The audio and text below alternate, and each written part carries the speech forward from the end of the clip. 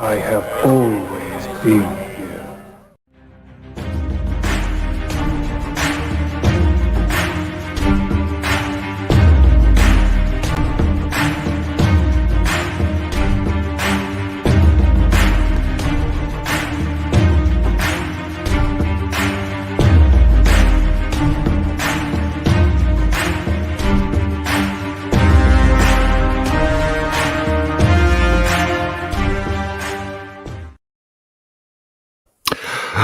Good evening, ladies and gentlemen, geeks, nerds, ambassadors everywhere, and welcome to the Ambassadorial Wing and a brand new Ambassadorial editorial.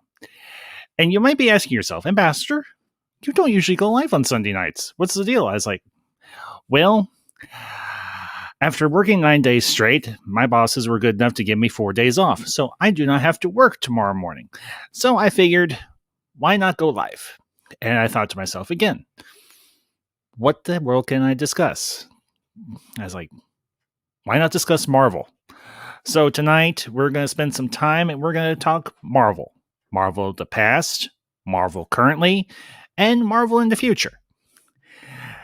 And of course, I have put the link to the stream up in the chat. It's pinned up top. So if you are wanting to join the festivities this evening and talk some Marvel with me, the link is there. By all means, use it. So, but yeah, for those of you who follow me on a regular basis, you know that I am a Marvel comic book fan and a Marvel movie fan as well. And Marvel is on everybody's mind right now. Comic book movies in general have been on everybody's mind for the last several years.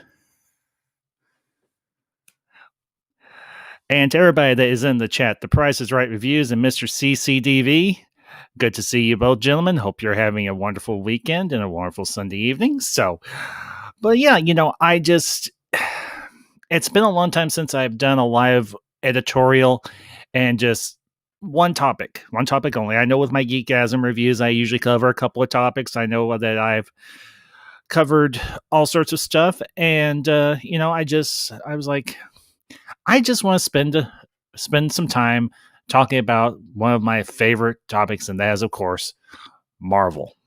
So, and Price is Right reviews. I wish I could come on if I wasn't driving home from a road trip. Well, Price, I hope I can make your trip home a little bit more fun and bring you a little Marvel knowledge and everything. So you be safe while you're listening, and please, for the love of heaven, do not wreck. Please, please, please do not wreck. And also to the chat, LDG of Geeks Enjoy Nerdrotica. LDG, good to see you, bud. Always a pleasure to have you in the chat. So, but yeah, I've been reading Marvel comics since I was like 6 or 7 years old, give or take, approximately. And I've watched a lot of the Marvel movies, both good and bad alike. So I thought I'd spend some time because I realized I've got all this knowledge about Marvel characters, the Marvel storylines, some of the big storylines, some of the minor storylines, and just everything across the board. And I want to impart what I know. I want to answer questions as people come in and so on, and just spend some time talking about one of my favorite topics. So, that being said, let's talk Marvel. Where to begin? Well, why not begin with some of my favorite characters? And there's a lot. I mean, growing up, the majority of the superhero comics I read were Marvel, obviously.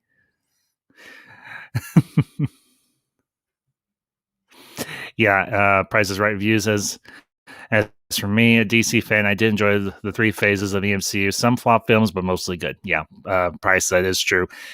You're going to have some stinkers in there, but I will say what they did with the first 3 phases of the MCU, I very much enjoyed. Now, granted, I didn't read a lot of the comics that they used for the first 3 phases. I didn't really read Thor. I didn't read Iron Man. I didn't even read the Avengers comics, to be honest with you all. I was more interested in the cosmic characters, like, well, I guess you could throw Thor into the cosmic realm of characters for Marvel Comics. But for me, the ones I read the most was everything within the X-Men universe. And I'm talking X-Men proper, X-Force, X-Factor, Excalibur, Wolverine, Cable, the whole shooting match. I read all the X-Men comics that I possibly could get my hands on. I read Fantastic Four. I went for the team for the team based characters, and I did go for some of the spinoff or characters as well. I think because, as I said, Wolverine had his own comic line, as separate from the X-Men comics the X-Men universe that he inhabited, and I loved Marvel. Marvel to me was king. Marvel was king of the comics. And they had the best, I thought they had the best characters. They had the best villains. They had the best storylines. They had the best heroes. They had the best of everything, at least as far as I was concerned. I was and still am to varying degrees, a Marvel fanboy. I say it proudly. I am a Marvel Comics geek. And I absolutely, positively love the Marvel comic universe, and I love the MCU, the Marvel Cinematic Universe. And when they announced the first of the Marvel comic movies starting out in the mid 90s or the late 90s with for instance with Blade, I was like, holy crap, I've heard of this character, but I didn't realize they were going to do movies about him. And I loved the Blade movies. I loved Blade. I loved Blade 2, and I liked Blade Trinity as well. I loved how they wrapped that whole story arc up. I liked Wesley Snipes as Blade. I like Chris Christopherson as Whistler. So, yeah, well, no one cares. And everybody that is in the chat, Daniel Martin, good to see you, my friend. And yeah, bye. Anyway, that being said,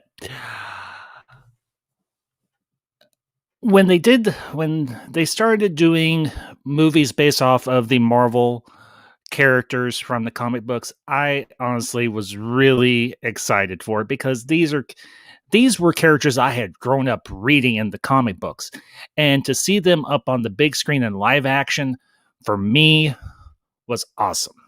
I mean, I will not lie to you all.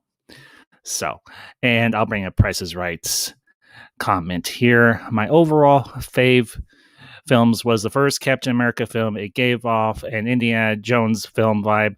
I also enjoyed Deadpool 102, of course, as well as Doctor Strange. Underrated, but fun film for me. Yeah, Price, honestly, I can't say I disagree with you on any of those movies. I didn't see Deadpool 2, but I am eventually going to get both of them on Blu-ray if I'm able to. But kind of getting back into where I was going with all this. When they started releasing the live action films of all these different characters from all these different studios, I mean, New Line Cinema was the studio that released the Blade movies. And I wasn't super familiar with the character of Blade. It wasn't a comic that I had read, but it was Marvel. So I was like, I'm going to go check this out. And as always, Mother Ambassador was probably, or some of my friends from high school or whatever, we would go together. We would go see these movies together. And growing up in the 90s as a high schooler with these movies coming out, we were all ecstatic beyond belief. And then the next batch of movies that they were going to release was the Fantastic Four. And it kills me to say this, but they have not done a faithful or at least entertaining adaptation of Marvel's First Family yet. So, and that absolutely positively kills me, because I loved reading the Fantastic Four comics as a kid, and it was a series that I followed consistently. And then when they finally released the first Fantastic Four, I was like, I don't hate this, but it could have been a lot better. And then they did the Fantastic Four Rise of the Silver Surfer movie, and I was like, the one thing that I was really cheesed off about, and I don't really get cheesed off about movies, was the character of Galactus. I didn't expect a guy in a purple suit of armor, but I didn't expect a giant cloud. And I was like, you're hurting my brain. I love the Fantastic Four. I love this team. I love these characters, and you've botched one of their biggest villains ever. Galactus. You're killing me here. And then I didn't even check out Fan Four Stick. I'll be honest with you. Yeah, and I'll bring up Price's comment here. One thing I do give Marvel an edge in terms of its films is their solo film introductions. Yes, Price, I will agree with you that. And I actually talked about a little bit about this yesterday with my when I did my stream talking about Loki, and I was talking with the panel, obviously, for those of you who weren't here or who haven't caught the replay of that stream. What they've done with these limited run series on Disney Plus with Loki, with WandaVision, with Falcon and Winter Soldier, it's almost like they're following the classic comic book formula. You have a limited run issue or of a series. You do like 3 or 4 issues of a particular character or a particular series. And if there's a good response to that character or that series, then you go and you do a longer run for however long it goes. But what Kevin Feige and all the heads over there at Marvel Studios have done is they've taken that concept and they've transferred it from comic books to TV shows and film. Now, I know people will say that the MCU, the first 3 phases were fairly formulaic. And I can't say I disagree with that. But here's the thing. The entire concept of comic books in general is very formulaic. You have an introduction to your character, to your hero or whatever, or your team, wherever the case may be. And then if there's a good response, you go from there. What they did with phases 1 through 3, particularly phase 1, when you had all the origin movies, when you had Iron Man 1, when you had Thor, when you had Incredible Hulk, when you had Captain America, obviously, you had these first movies were like issue 1 of a ongoing series of comics, or in this case, movies. And what Kevin Feige has done is he has essentially taken that formula and transferred it from printed media to celluloid or digital or TV or streaming, whatever way you want to put it. And I do want to comment to the chat, Daniel Martin, those Blade movies still hold up. Yes, Daniel, they most certainly do. I mean, they are absolutely kick-ass. I love the introduction of Hannibal King and Whistler's daughter in Blade Trinity. I thought those 2 characters were really kick-ass. I didn't like the idea that they were going to do like a spin-off movie from that. I liked them in the movie, but I didn't like them enough to where they had their own film. So, and to the chat, Marcus Cruz. Marcus, it is good to see you. I know I've talked with you off and on in other streams as well, so good to see you this evening. And this is why the MCU needs John Krasinski and Emily Blunt for Fantastic Four. John is perfect, is the perfect guy to star, direct, and write the Fantastic Four. They both love family movies. Marcus, I do just sincerely hope that if and when, well, not so much if, but when we get the Fantastic Four movies, that Feige and whoever else is in charge over there at Marvel Studios will approach Krasinski and Blunt and say, hey, guys, you want to do Fantastic Four? And I hope, most sincerely, that they do accept. Because I do think those 2 paired as Reed Richards and Sue Storm, or Sue Richard Storm, whichever way you want to put it, will accept it. Because I've seen John Krasinski in The Office. I've seen him in clips of A Quiet Place and so on. So, and obviously I've seen Emily Blunt as Mary Poppins in Mary Poppins Returns. I haven't seen her in anything else, honestly. I know she was in A Quiet Place as well. So it'll be interesting to see if they will take on the project. If they do, and they can do a good job with it, I will support it wholeheartedly because I want to see this team that I have been a fan of for so long, in particular with the Fantastic Four, get their proper due, get their proper treatment, get a good introduction into the MCU. I mean, I really do. So, and Daniel Martin, fan F4 seems like a no-brainer to get right. Yeah, that giant cloud substitute for Galactus. Shake my head or facepalm. Yeah, Daniel, I can't say I disagree with you, man. So, and also to the chat, Tim Possible. Tim, good to see you, bud.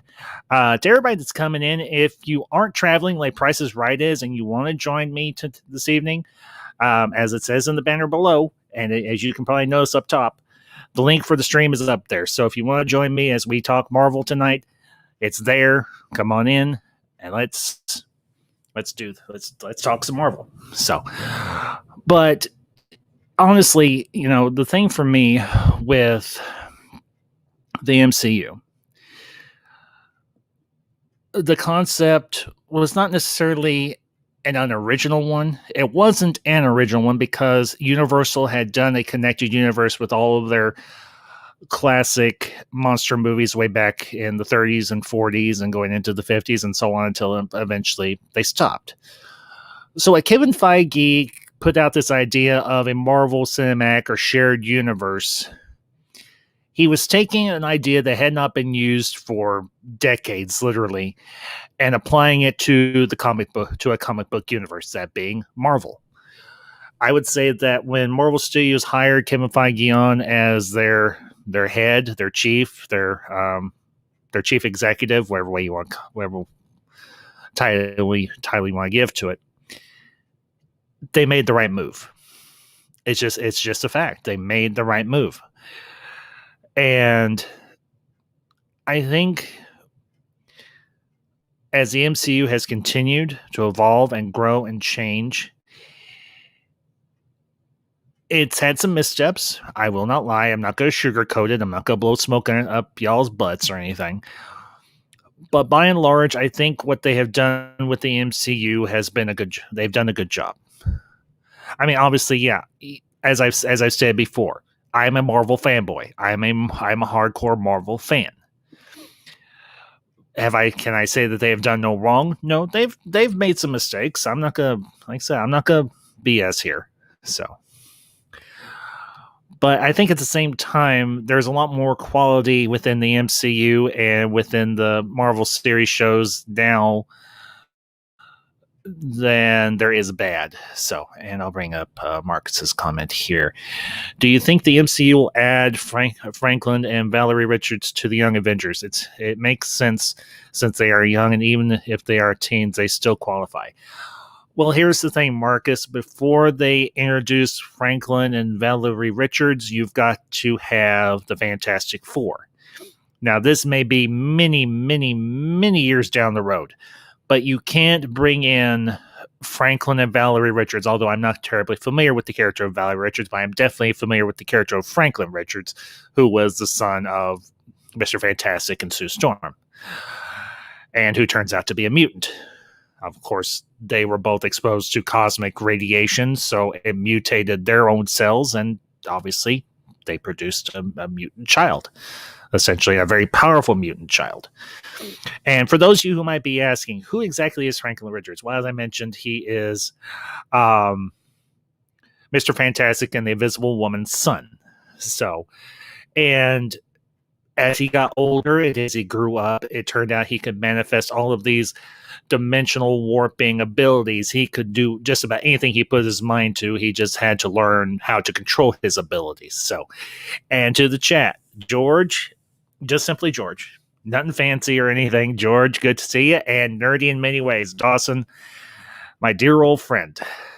It has been a very long time. Good to see you both, gentlemen. And glad you're here this evening. As I mentioned, before you all came in, if you're able to join, you want to talk some Marvel with me, the link is in the chat. So it's there. Use it.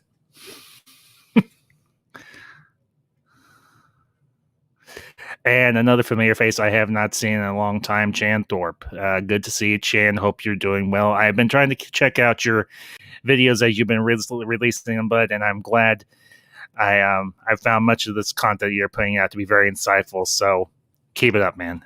So, and well, speak of a devil, and he shall appear. George, good to see you, man. It's been a little bit. How's it going? Doing well. Just as I said, we're talking Marvel tonight. So all things Marvel, past, present, and future. So I just got off a stream talking Harry Potter, so I'm ready for some Marvel. I hear you, man. I hear you. I mean, I love Harry Potter. Don't get me wrong. Yeah, same here. That's why I joined because I love Harry Potter, and it was on Eddie's channel, and it's something different to talk about. Let me guess, he was griping because they were too long. No, it was all good. It was me, Eddie, and Aaron, but we had a great talk about Harry Potter. Mm-hmm. Dawson. Actually, Dawson, I'm going to be in touch with you. If you're still in the chat, I don't know if you heard this or not, but season 2 of Raised by Wolves comes out in September. So if you want to pick up on those reviews, get in touch with me, or I'll be in touch with you one way or another. But Dawson, you have a good night, bud, and we'll catch you next time. Oh, and Chan, you're very welcome. Yeah, I love Buffy. Always have been a Buffy fan. Always will be a Buffy fan. Even if I have to remove the creator from the work, I will still love Buffy. So anyway, George, I was saying, or you were saying, Marvel. Thoughts, questions, whatever the case may be. The floor is yours. Are you talking just MCU or Marvel in general? Both. I mean, for me, like, obviously my introduction to Marvel was back in the early 2000s. I'm a late 90s, early 2000s kid. Spider-Man. Mm-hmm. I grew up on repeats of Spider-Man, the animated series, the 2000 Spider-Man game for the PlayStation 1. My first Spider-Man comics were of older Spider-Man. And the first superhero film I ever saw was Sam Raimi's first Spider-Man. I even got the poster like back there. That's my movie poster. Nice, dude. Nice. Yeah. But yeah, like, I grew up with, Sam Raimi's Spider-Man, the Spider-Man cartoons. Then I got into X-Men, Fantastic Four, and it leads into the MCU. Mm-hmm. Very true. I was never really big into Spider-Man. I don't dislike the character, but he wasn't my favorite. I mean, I liked the character. I will say I did like the Sam Raimi movies, even though there were parts of Spider-Man 3 that were kind of cringy and it wasn't particularly well balanced with all the villains that they had in there. There was still some good in it that I did enjoy. So, but yeah, much like you, I think there's like a baseline of characters that everybody that kind of gravitates to in terms of Marvel. As you mentioned, Spider-Man, that's kind of everybody's. And X-Men and Fantastic Four. Those are like the basis characters that everybody seems to have an affinity for, and everybody has their favorites within those teams. I mean, some people like the Thing, some people like the Human Torch more. With X-Men, oh good grief, the roster for X-Men is absolutely positively massive, both on the heroes and the villains. Oh, yes. And Marcus. So, okay, I'll bring up Marcus's comment here. And Marcus, thank you. And Marcus, I'm glad you're here tonight because I know that you are a Marvel guy, but did you sometimes get snubbed by the DC heads? Well, here we don't utter the words "restore the Snyderverse" ad nauseum. Here we talk about Marvel because Marvel is so much better than DC. I need a break. I need a break from all that. I honestly do. Don't tell the DC fans, but Marvel is so much better. I mean, just saying. The Dark Knight was always my favorite superhero film, but Spider-Man 2, Sam Raimi's is easily like up there. That and Avengers: Infinity War, like those are like in my top 20 favorites of all time. I agree. I've rewatched Spider-Man 2 probably so many times because I always, and still to this day, kind of connect with Peter Parker, or at least in the Raimi verse, and that balancing so much. Mm-hmm. Like, just like, feeling like you might sometimes disappoint some people. Just like doing all, like, especially when I was in school, like doing all the school stuff. Mm-hmm. Chan, you take that. Chan, if we weren't friends. Oh my goodness. Chan, don't make me get angry. You won't like me when I'm angry. I'll bring up Daniel Martin's comment here. Feige's vision definitely works. People I grew up with that know nothing about comics know who Steve Rogers, Tony Stark is. MCU successfully pulled off a soap opera formula that was must see. Yeah, Daniel, I cannot say I disagree with that assessment. I mean, I kind of mentioned that and everything at the start. Yeah, Chad, you're killing me. Angry or Ang Lee?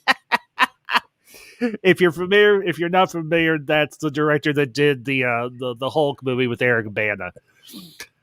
Oh dear Lord, that movie was painful, and I'm a Marvel guy, and even I will admit that movie was painful. But I never saw that. I like Incredible Hulk though, the 2008 one. That's one with an Edward underrated Norton. MCU film. Yes, George, take it from an old guy. Do not watch the Hulk by Ang Lee. Don't save yourself the heartache. Oh, and Marcus, I did catch your comment and everything. Valerie Richards, answer my comment, Ambassador. Valerie Richards is the second child of Richard and Sue Storm. She is an Omega level genius. She is smarter than Mr. Fantastic and Dr. Doom. That's impressive. That is very impressive. So, and thank you for that update. So, but yeah, I just remember like with Spider-Man, just in general, like his comics have always have been like up and down. Like I know throughout the years, like I remember in the 90s, people were, it was the Clone Saga. Then the 2000s, it was like the One More Day, Brand New Day stuff. And I think that's a fear some Spider-Man fans have when it comes to adapting. Like, how long until they decide to do the infamous Clone Saga from the 90s on film? I heard about all that. Yeah, I heard about the sad thing is I haven't really had a chance to read much Marvel and everything because I just don't have the time, and I don't have the room to have a bunch of comics in the house. And to the chat, Snyder Steppenwolf. Steppenwolf is good to see you. And all I will say is, you are correct, sir. Yes. And that's all I will say. Well, I do. Well, there is a YouTuber. This was actually when I first started watching YouTube, like back when I was like 12 years old. There was a YouTuber that was basically like where I got a lot of Spider-Man, Transformers, Batman information before I like got more into comics. His name was like Decompose. His real name is Kevin, but he would like talk about like some of the infamous Spider-Man story arcs. Like he would do one-on-ones on these villains. Yeah, Decompose. Like he doesn't like. I think he's been doing more videos recently, but like I know like he's like doesn't do them as often as he used to because he's got a family now. But yeah, Decompose, like a lot of Spider-Man knowledge, like very vocal on like certain story arcs he does not like, but very enjoyable. I very much like him. He was one of the first YouTubers I really got into. Yeah, and I'll bring up Daniel's comment here. Yep, those 90s animated series, Spider-Man, X-Men really hooked people. Yeah, Daniel, I grew up watching those. I mean, I was watching those. I was watching Batman the animated series same time, and I loved them. I loved all of it. And I will say to this day, the X-Men animated series from the 90s is the only place where you can find a faithful and good adaptation of the Phoenix and Dark Phoenix saga. They have not yet done it cinematically. Oh man, as much I've never even seen Dark Phoenix yet. Don't. Just trust Ambassador here. Don't. Do not pass go. Do not collect $200. Just don't. Just don't. Personally, for me, where I stopped was Apocalypse because I liked Apocalypse. I liked the X-Men movies except for Last Stand. Last Stand sent me into mild geeker rage. I could not stand I could not stand Last Stand. You don't kill off Professor X. You don't kill off Cyclops. And you don't kill off Jean Grey. They already did it once in X-Men 2 or X2, X-Men United. Now, I will say for the X-Men movies, the first two were definitely were very well done. I mean, Hugh Jackman, James Marsden, Famke Jensen. they kicked ass. Daniel Martin, Jennifer Connelly couldn't save the Hulk movie. No, she couldn't. No, she most certainly could not. So, yeah, X-Men 2 United is actually like a great comic book movie in my opinion. Oh yeah, I thought that's a great movie. Yep. Yeah, honestly, X-Men X2 I think is by far, for me, here's how I kind of organize my favorite X-Men movies. And even though I know they have different directors, because I know Matthew Vaughn did First Class, and I loved First Class. Everything. It goes Days of Future Past, then X1, then X2, then First Class, and then Apocalypse. Now I loved Logan and I did love the Wolverine both, but those were solo movies just for Wolverine. Even though you did have Professor Xavier in Logan, but just of the main team movies, I thoroughly enjoyed the X-Men films. So, and yes, again, I know there are issues with Bryan Singer. Again, that's the place where I go, where I separate the art from the artist. So, yeah, but yeah, he did have an understanding of the X-Men films at that time. And he did too. Yeah, I remember the Wolverine. Was a great movie up until like that final battle where it kind of got a little predictable, but it was still a great movie in my opinion. Yeah, I agree. Yeah, and Logan, that really got me into tears at the end because like you grew up on Logan. You grew up with Hugh Jackman's Wolverine and like that being like the ending. And even I didn't grow up with him necessarily, but he was the Wolverine that was the first on-screen one. And I will be interested to see once they do bring the X-Men into the main MCU, who they're going to get to replace him, because it's going to be very, very hard, because you can't have the X-Men without Wolverine. Now, yeah, granted, there are a lot of X-Men characters out there in the roster, like I mentioned. I mean, but at the same time, you've got to have a Wolverine in there. So I don't know who they're going to be able to bring in that will fill. I mean, no one can replace Jackman. All they can do is succeed him. So the question for me is, who do you get to play Logan? And much less just Logan, but who do you get to cast as Professor Xavier? I mean, yeah, they could theoretically have James McAvoy, and James McAvoy is young professor going through at least to Apocalypse or anything, because that's where I stopped. Because when I heard Dark Phoenix, I thought, and I heard who was in charge, I thought Last Stand all over again. I was like, I'm not even going to bother. Yeah, and 2019 was a year I saw like probably the most films ever in theaters, because like that was when I was like starting to put like type up reviews from my friends on Facebook. That was when I was starting to toy with the idea of maybe doing a YouTube channel, which I only did one video in 2020, but that was when I was starting to toy with it. But I was like really getting into films, and I remember like especially that summer, like I like saw Toy Story 4 right when I came back from vacation to Disney World. I saw Spider-Man Far From Home on opening day. Avengers Endgame I couldn't see on opening day because I had like work and stuff on my list. So, and I want to, Geek, we can't hear you. I can't see him.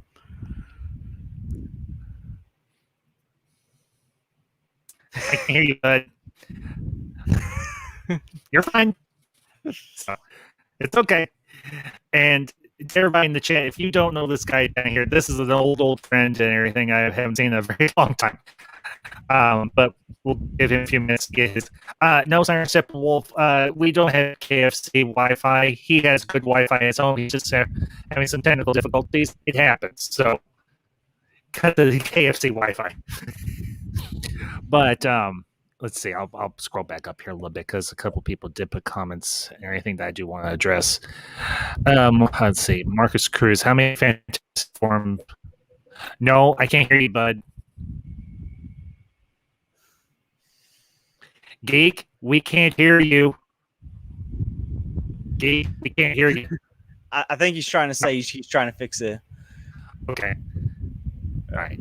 But the one that really got it started that like wasn't just like Spider-Man 2002 or X-Men 2000. It was Blade from 1998 because at the time there weren't really any Marvel movies except Howard the Duck from the 1980s. But I don't want to go into that. No.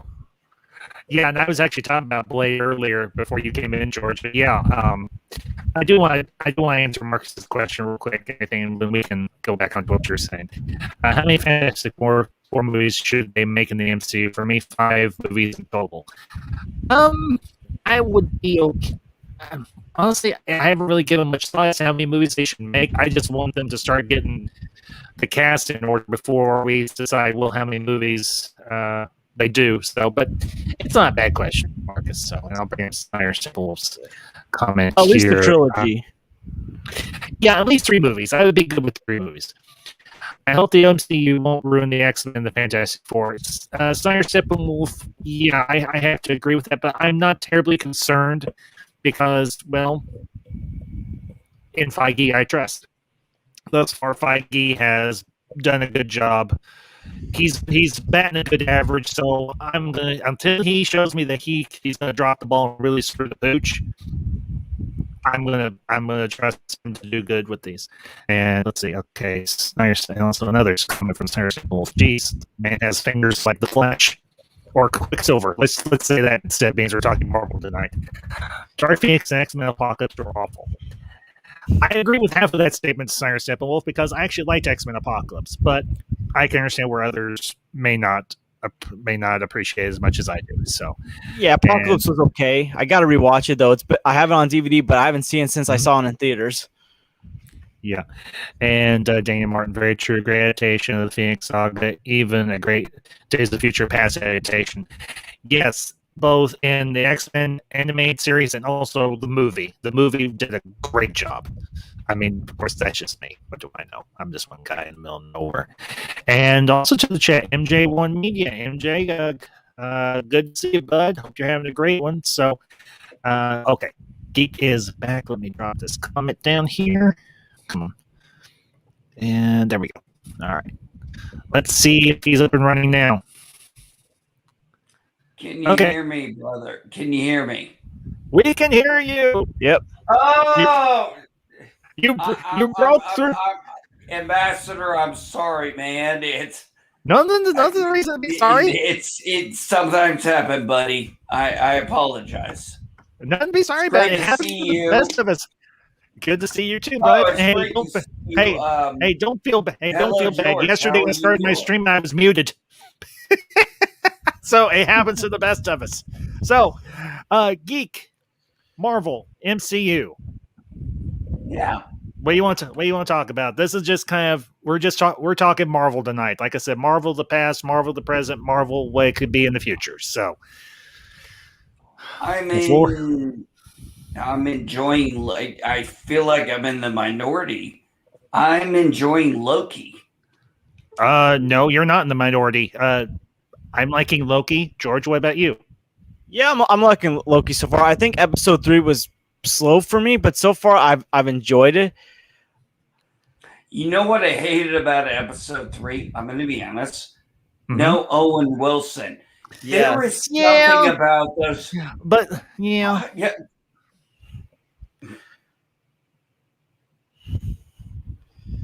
There. Oh, I can talk. Okay, just making sure. Mm-hmm.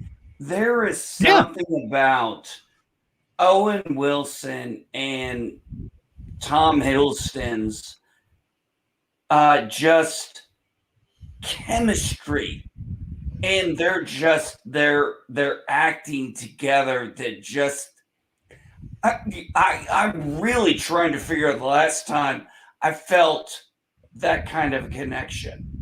Just the whole point. They both know the other is going to betray them, and they know the other person is using them for their own reasons, and yet they respect each other for that. Mm-hmm. Yeah. And go ahead, there's Geek. something I love about that Ambassador. Yeah, I have to agree. I mean, yeah, Hiddleston and Wilson have great chemistry together, and I really like their dynamic. I'll be interested to see how that all plays out, and I'm definitely engaged in everything with Loki. I'll be interested to see how it wraps up. And to the chat, Superhero Reviews, Cody, good to see you, man. And well, as the crawl says, as the thumbnail says, and as the description says, we are talking Marvel. No DC here tonight. Marvel and MCU. DC fans need not apply. So, and I do want to bring up MJ1 Media's comment here, introducing new familiar villains in each movie and building it up to an anti-Avengers film, The Masters of Evil, all the while introducing individual X-Men in each film to build up to X-Men versus the Masters. That's not a bad idea. I like that idea. I wholly endorse that idea. That gets the Ambassador seal of approval. MJ1, why don't you add that at Kevin Feige on Twitter? See what happens, and I will retweet it. Oh, by the way, Ambassador, I have to say this. It's my mom's birthday, so if y'all could give a shout out to my mother, it's her birthday. She's 60, and still the greatest, strongest woman I know next to my wife. Dude, that's awesome. Well, to grandma or grandmother Geek, we all say G-Ma. a very G-Ma. Yeah, G-Ma. Go with G-Ma. My daughter coined that phrase, G-Ma. Okay, G-Ma Geek, from the Ambassadorial Wing to you, we wish you a very happy birthday. Have a marvelous birthday, if you will. Sorry, I had to do it. And I'm not sad that I did. Jeez, the chat is pumping. I talk about Marvel and everybody comes in. What the hell? So, but yeah, I'll bring up MJ1's comment here. Scarlet Witch co-stars and Doctor Strange as his student in magic. Storm debuts in Wakanda Forever. Rogue steals Captain Marvel's powers while the name goes to the grown-up girl. And finally, Wolverine versus Hulk. And I'll bring up Center Steppenwolf's comment here. And MJ1, that's not a bad idea. I like that idea. Wolverine versus Hulk and Hulk versus Thor. The cartoons were very good. Yes, Snyder, I know Snyder Steppenwolf. I know exactly who you're talking. I know what you're talking about, and those were very, very good animated films. So, and a lot of love for very good films. A lot of love for G-Ma Geek. Oops, I didn't mean to do that. So, anyway, but yeah, you know, I want to ask you all a question. Going forward, it looks like we're going to be moving away from less of a MacGuffin chase for phases 4 through whatever of the MCU. What do you think the next big thing is going to be? Who do you think the next big bad is going to be, or the big bads are going to be? And what do you think is going to be the main thrust of the next phases of the MCU? I think like a lot of people keep hinting, saying like Galactus has to like eventually be thrown in, or Doctor Doom, like once the Fantastic Four eventually come in. A name that's been thrown around. Man, I forget what it was, but he's gonna be the villain in Ant-Man in the Quantum Realm. Oh, and Quantumanium. Kang the Conqueror. Yes, Kang the Conqueror. You bring up Doctor Doom, and I got this last week. Oh, nice. Yep. Marvel Legends, super villains, Doctor Doom. And of course. But another one, one of these days, we're going to have a collection battle off. You'd probably win. I probably don't have as much as you. And it would just be fun. I know. And here's another one I got about a couple months ago. It's AI Tony Stark, also Marvel Legends. His head is glow in the dark. Yeah, well, not glow in the dark, but it's a CGI head. So, but anyway, do you have a Babylon 5 ambassador? Gosh, I used to way back when, and then I traded it in for something. I can't remember what now. It makes me very sad. And I've already seen the one that you showed me, so there's no need to show me again and make me sad even more. So no, if I ever find it again, I'll look. I'm not giving you the one I have, but no, I would not expect that. A new one, I will. I would not expect that. No, but if I ever find an Ambassador Kosh for Babylon 5, I will absolutely send it to you, brother. I appreciate that, bud. I truly do. And everybody's saying Galactus and Kang the Conqueror or Kang the Conger. Or, well, that should be You know what? I'm not even going to. I still think the Master Zeal need to be the new big bad. I do think on the Earth side of things, Norman Osborn in the MCU, Green Goblin, or Norman Osborn in general is also like a strong possibility. I don't know. I mean, it's been. Oh, I'm sorry, Ambassador. No, go ahead. Go ahead, Geek. You're fine. Oh, no, I mean, I don't know who they're trying to make as the villain. I mean, Loki for a while was the villain, and then Thanos became the villain. And we've talked about, and my voice is hoarse, I apologize. It's no problem. You're fine, bud. Think about, it might be Galactus or it might be somebody like that, but it's not being shown to us, so it's a best guess. Galactus, I don't know. Can Galactus really, King I could get, but Galactus, I don't think Galactus can. Well, here's the thing: you're gonna have filmed. Well, nowadays they could practically do anything. So, I think they just have to build up to it. That's the main thing. No, Ambassador. What I'm saying is, I don't think Galactus can go from comic books to film. I don't feel he's transferable. They tried it once.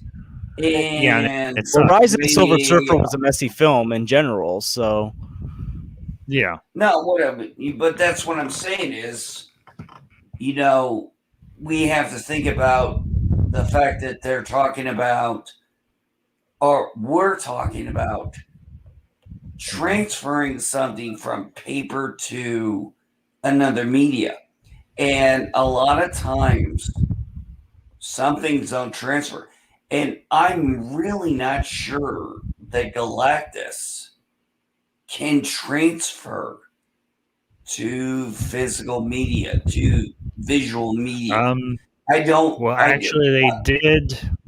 Well, they did do it because they did do a Silver Surfer animated series back in the late 90s, and they did have a CGI Galactus in there, and he actually looked pretty good for 90s animation. And fun fact about that animated series, the guy that did the voice of Apocalypse for the X-Men animated series did the voice of Galactus. So, okay, I should have probably said that differently. It's fine. It's fine. I get what you're fine. One thing, animation is one thing. Mm-hmm. Film cinematography, it's a whole nother ball game. And we saw what happened the last time they showed us Galactus, or they tried to, and they failed. Mm-hmm. Yeah, and I'll bring up MJ1's comment here. I think because I remember playing this game, I absolutely love this game. It's for the Gen 1 of Gen 1 Xbox. And Marvel Ultimate Alliance, the Masters of Evil were villains. It consists of Doctor Doom, Loki, Enchantress, Executioner, and Baron Mordo rallying every other villain to stall the heroes while Doom steals the Odin Force. Yeah, MJ1, I love that game. Loved it to death. So... Well, Baron Mordo is definitely going to be like a force, like especially on the Doctor Strange side of things. Like we don't, we may not know who the main baddie is. We know multiverse is going to be the next big story arc. because everyone kept saying WandaVision was going to introduce it, but it looks like Loki's introducing it right now. Well, we got a little, not to cut you off, George. Let me just say this real quick, and then you can go on. We got a little bit of the multiverse. We got a taste of it in WandaVision. We're going to get a bigger taste of it with Loki. So, okay, go ahead, George. And then, again, Spider-Man No Way Home, like all that speculation about Toby and Andrew returning, because you got Alfred Molina from Spider-Man 2, Doc Ock returning, Jamie Foxx's Electro from Amazing Spider-Man 2. All these rumors that Willem Dafoe's Green Goblin might be the main bad guy. You're going to have like a multiverse Sinister Six. And then obviously we know the next film afterwards is going to be Doctor Strange in the Multiverse of Madness. So that looks like that's going to be the big thing right now, is going to be the multiverse. And we know Doctor Strange is also going to be in Spider-Man No Way Home. Is that confirmed or is that just a rumor? Has that been confirmed by any of the trades? So the trades have confirmed Benedict Cumberbatch playing Doctor Strange in Spider-Man No Way Home, as well as Alfred Molina, who also confirmed it himself, and Jamie Foxx's Electro. All the other stuff has not been confirmed yet. Toby and Andrew have not been confirmed by trades or reliable sources. Neither has Willem Dafoe being the Green Goblin. They said there's rumors he might have been seen on set. And also around that time, Thomas Hayden Church returning as Sandman was rumored.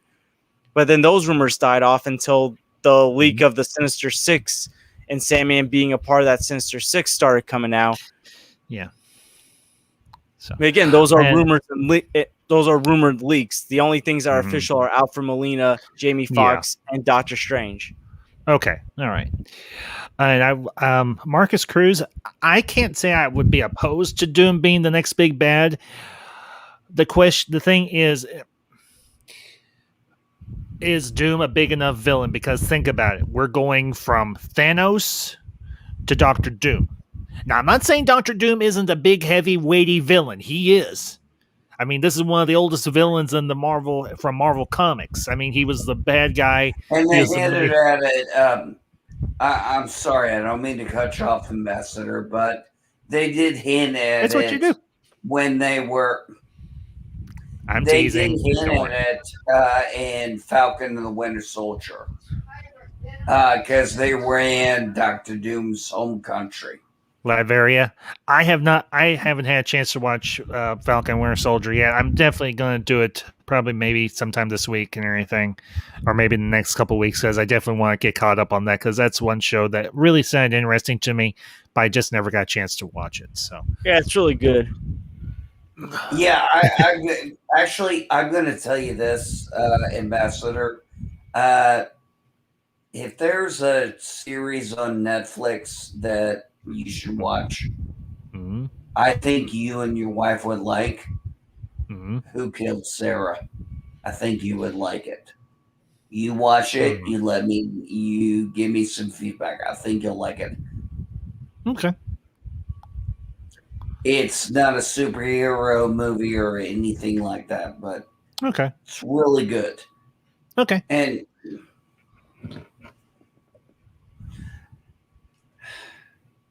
do we need an ambassador? Here's something.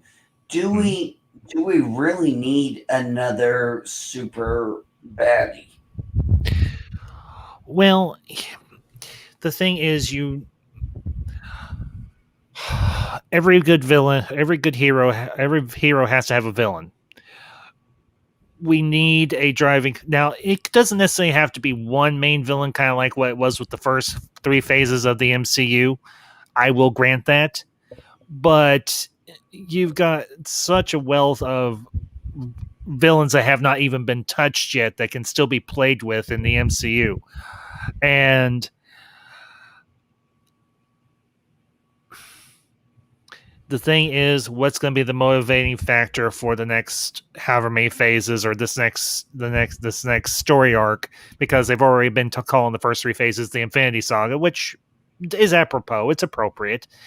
So the question is, what's going to be the next big saga within the MCU? And there is such a wealth of story material out there. It's insane. I mean, if you're bringing in the X-Men, that alone brings in so much. I mean, we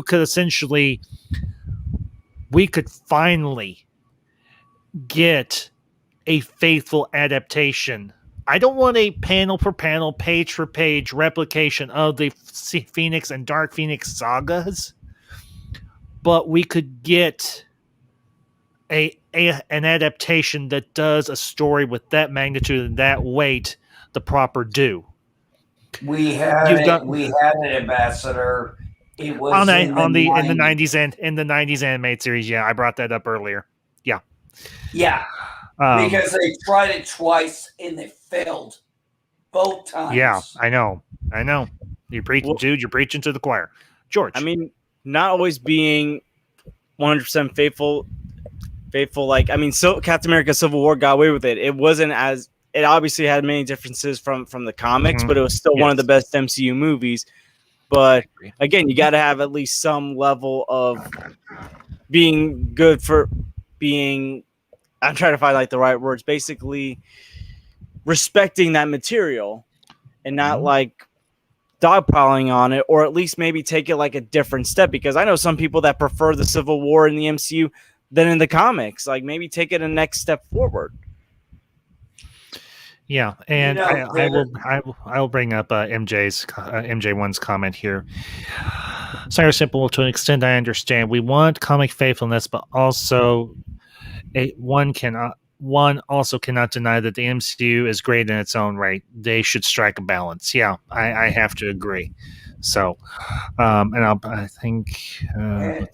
Go ahead. Hasn't that always been what we've tried to say? You know, we're like we've always tried to say, you know, take your balance from the movies versus the books. You know, I'm a huge MCU fan. You know, I'm sorry. Wrong acronym. You know, I'm a huge EU fan. You know, I have a shit ton of EU books. But I do. I've seen it.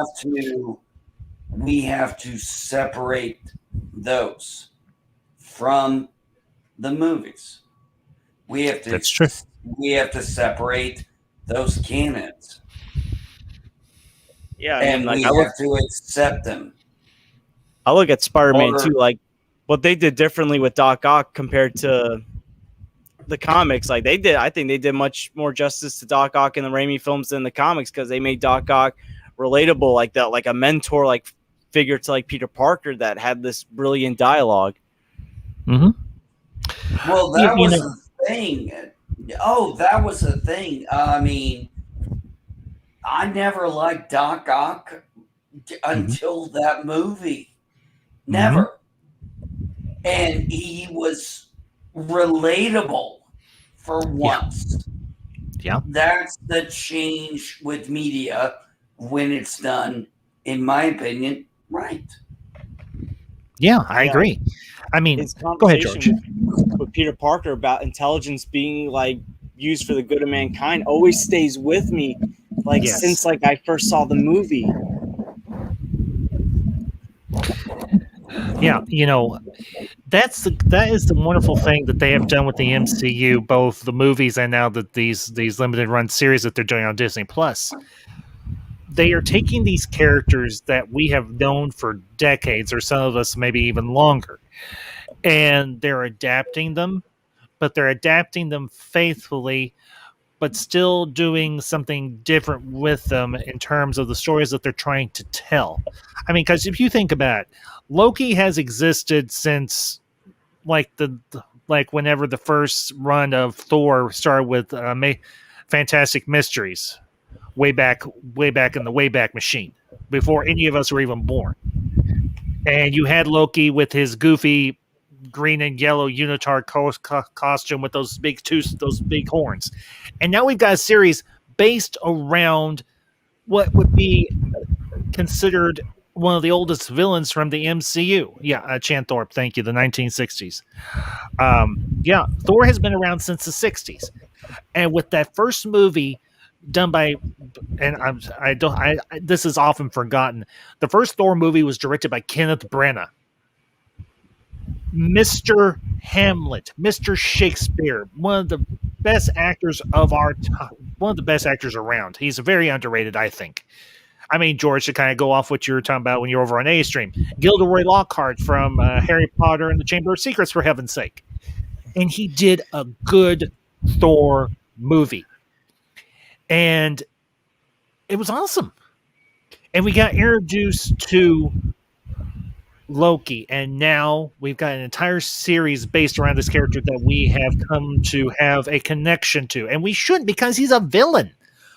But we relate to him, and through his journey with the Prime Loki, as I term him and everything, compared to the variant Loki, he goes on this journey, and he finally comes to accept who he is, and he comes to accept that he has a family, he has a brother and a father, even though they're not his own flesh and blood, who loved him. Odin and Freya and Thor loved Loki, and he ended up dying to save his brother. And at the beginning of Infinity War, and it was beautiful. And now we're getting an entire series with this character, but it's a different character entirely compared to the character we knew in the main MCU. So, and I just want to send a quick shout to the chat. Games, Movies, and Comics R Us. It is good to see you, bud, and thank you for popping in tonight. So, and Yvette DeVol, Madam Yvette, it is good to see you, ma'am. And I know it's very, very late where you're at. Thank you for popping by to say hi, and I hope you can catch us on the replay. And I hope you enjoyed the conversation. I don't know if you're a Marvel fan or not, but thank you for being here, regardless. So, but you also look at like that. I hope you have a good breakfast. Oh yeah, it's morning for her. So okay, go ahead, George. You look at some of the other properties. Ambassador, here's something that hey Geek. George was getting ready to say something. Then you can go. Okay, I apologize. It's okay. It's fine, Geek.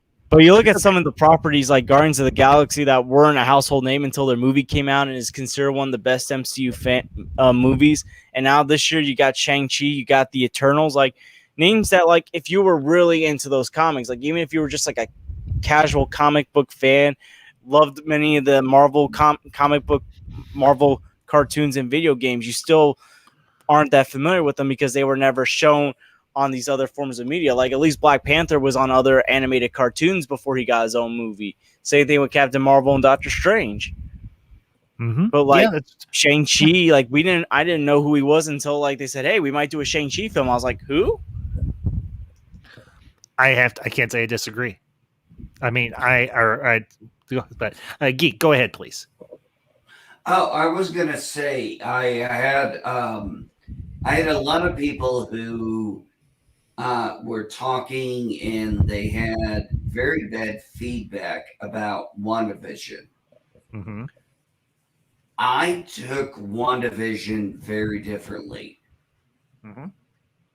The whole episodes, all of them, whether it was all about a broken woman dealing with grief and trying to please take me off. No, you're making a good point. I want everybody to hear this from your own lips because I feel the exact same way. So, Geek, the floor is yours. Go for it. She was a broken woman, and you have to look at her from the beginning. You have to look at her all the way back to her beginning. She was in a war-torn country of Sokovia. She was angry. She was just trying to hold on, trying to find something, trying to nail herself down. And she tried that with her brother Pietro. She tried that with what was the name of that Vision thing? Hydra. Vision? No. I was going to get there. Sorry. Hydra. Gotcha. Yeah. Okay. She went to Hydra. How did she get rid of this? Because she wanted something to believe in. And then she realized she has been trying to find something and she has been betrayed so many times and been hurt so many times just trying to center herself. I hope that makes sense. Yes. You can go all the way back to when she first showed up on the MCU. Yeah, Age of Ultron. WandaVision, Ambassador WandaVision just showed that she was just a broken woman who was trying to. She was just a broken woman, and she was trying to comfort herself because something that I think Wanda has never done is been able to let go. Yeah, I agree.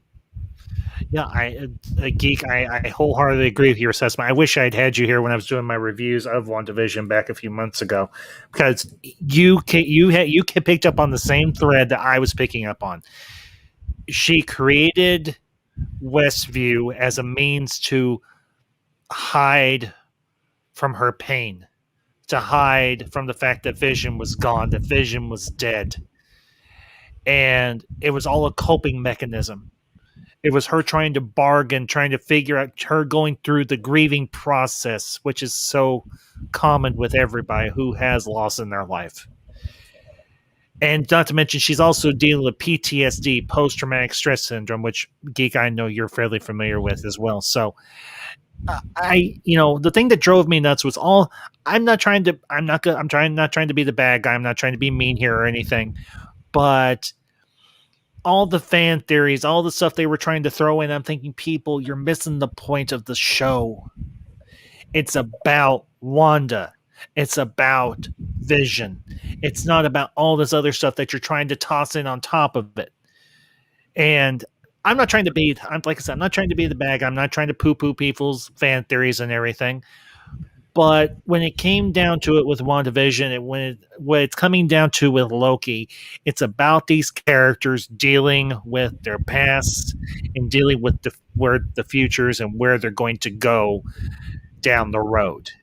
And for Wanda, that was very true. She came out of that whole situation pretty much healed to one degree or another. And then, of course, you had that post-credit scene where she hears the boys screaming for her. So, but I think, go ahead. I think George. part of the problem was when Kevin Feige said WandaVision was going to be like tied to like Spider-Man No Way Home and Doctor Strange and the Multiverse of Madness, fan theories just like start popping because and this was one of the things my friend assumed, that the end of WandaVision would open the door to, let's say, No Way Home, where the multiverse is open because Wanda goes crazy at the end in anger or something. Like that was what a lot of people were assisting or hoping would happen. They were hoping Mephisto would be introduced because he plays a big role with those characters. In the case of Spider-Man, in the comics, when his identity was revealed, he made it, and his Aunt May was dying after Civil War because she got shot. He made a deal with Mephisto. He sold his marriage away to save Aunt May's life. And to erase his identity. Oh God, George, you did not bring up One More Day. I have to, because that's where theories are coming in, like with Mephisto. Like people are thinking the same thing's gonna happen in the MCU, where his identity is gonna be safe because they're gonna do some kind of stupid deal with Mephisto. And then Doctor Strange in the Multiverse of Madness, they think Mephisto is gonna be key in there. So that's why all these fan theories come up, because they see these Easter eggs, or they put things together. And then when the new Quicksilver came along, because we knew that was Quicksilver in the X-Men films. They thought this is multiverse right here, and if they can do that, then Toby and Andrew are going to come back for Spider-Man No Way Home, or maybe some other Marvel characters, like maybe some other Marvel X-Men characters will appear in Doctor Strange too. So like people just went really overboard, were overthinking stuff because of these Easter eggs and things that were being said. Yeah, I hear you, George, on that. And I do want to address MJ1's comment here. My issue with the MCU right now is I'm playing the Mandarin in Shang-Chi. It's not the same. His magic versus Iron Man's tech is a great dynamic, and they blew it. here's the thing, MJ. I can understand your criticism. I get it. I would have loved to have seen Stark versus the Mandarin, but here's the thing: the Mandarin is not a magic user. He is a technology user because the rings that he owns in the comics are alien tech.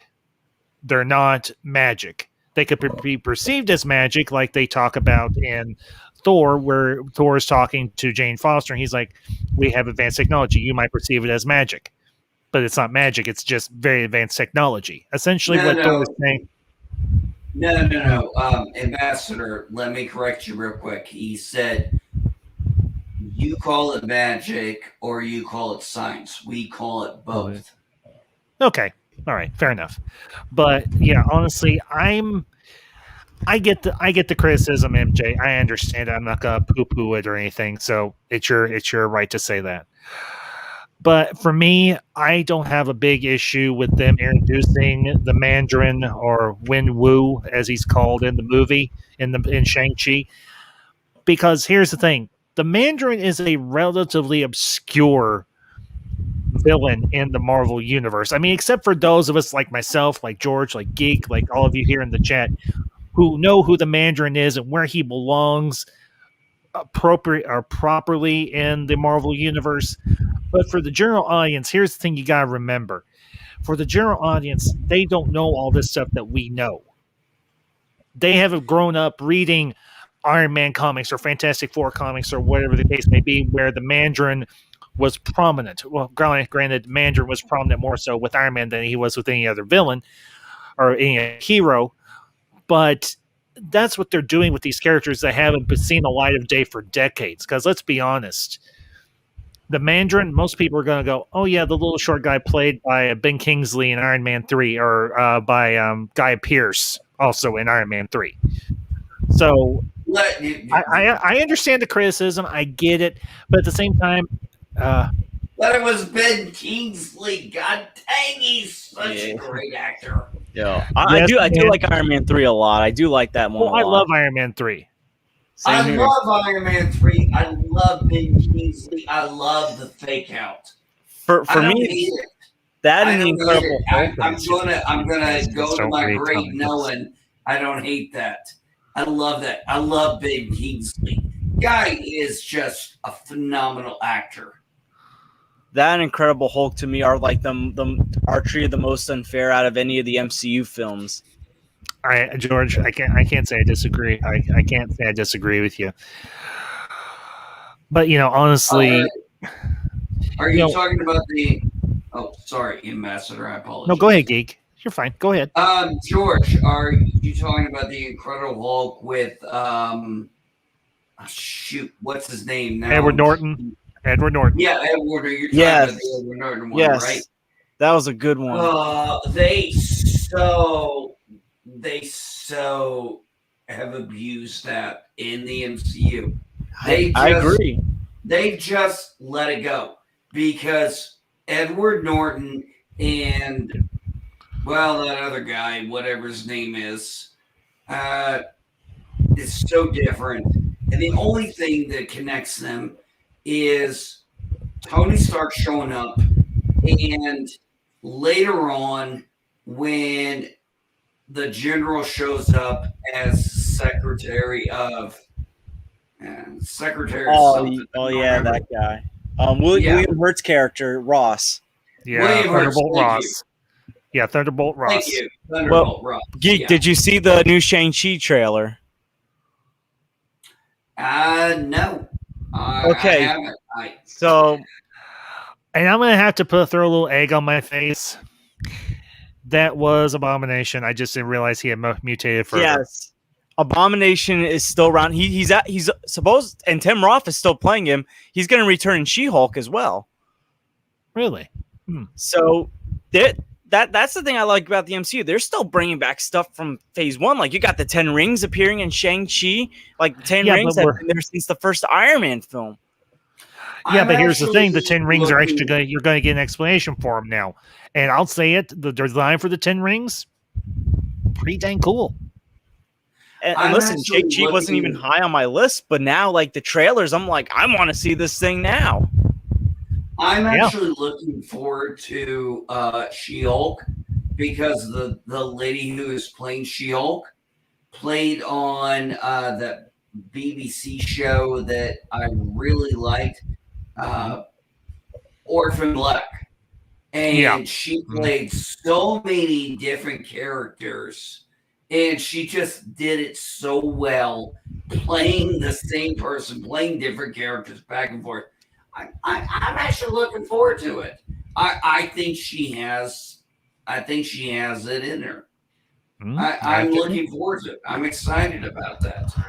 The thing for me, I mean, as I brought up a few minutes ago, we all here to one degree or another grew up reading Marvel comics. We know these heroes, we know these stories, we know them backwards and forwards, we know all of the background on these characters up to one degree or another.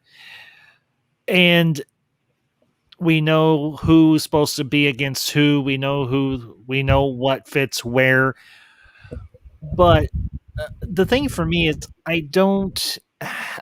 I'm not so married to these characters and to these universes and these storylines, at least to one degree or another, that I want different stories.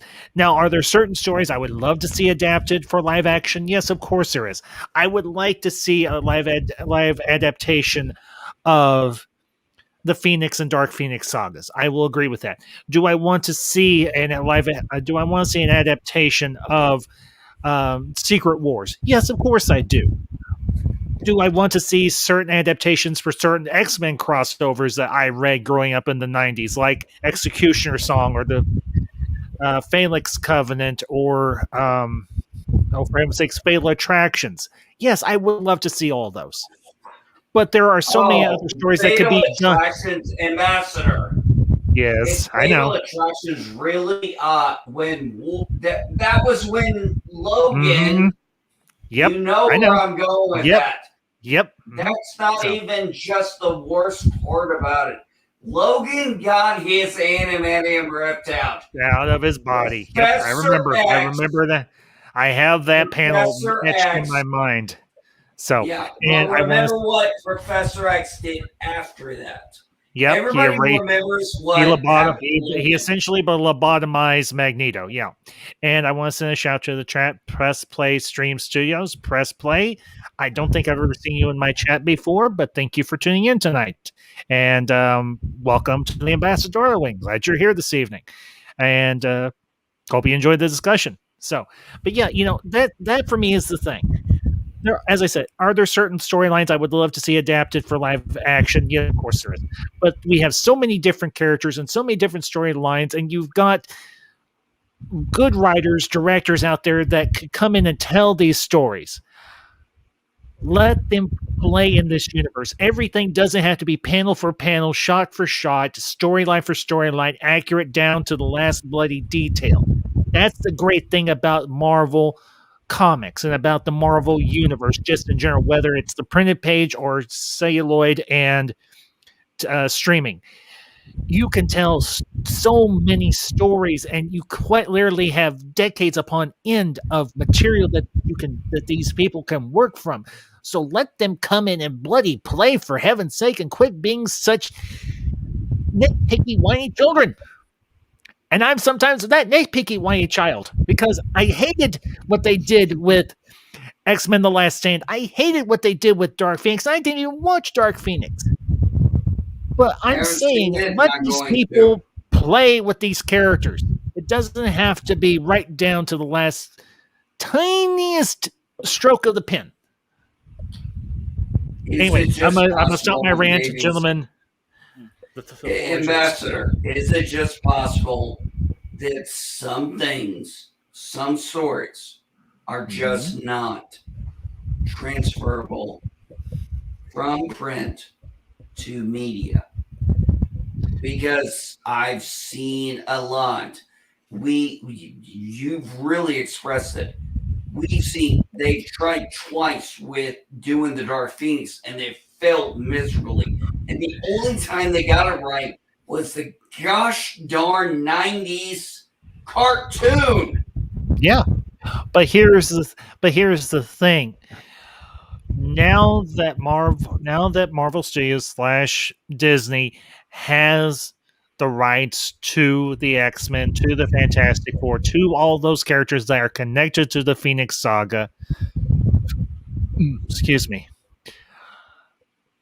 Down the road, however long it takes them to do it, they can build the world in which the Phoenix and Dark Phoenix sagas takes place.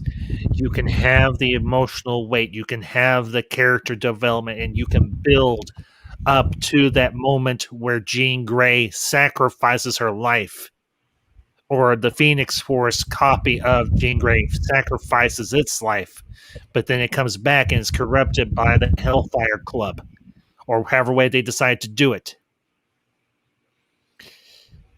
And eventually they can do the payoff in the Dark Phoenix saga too.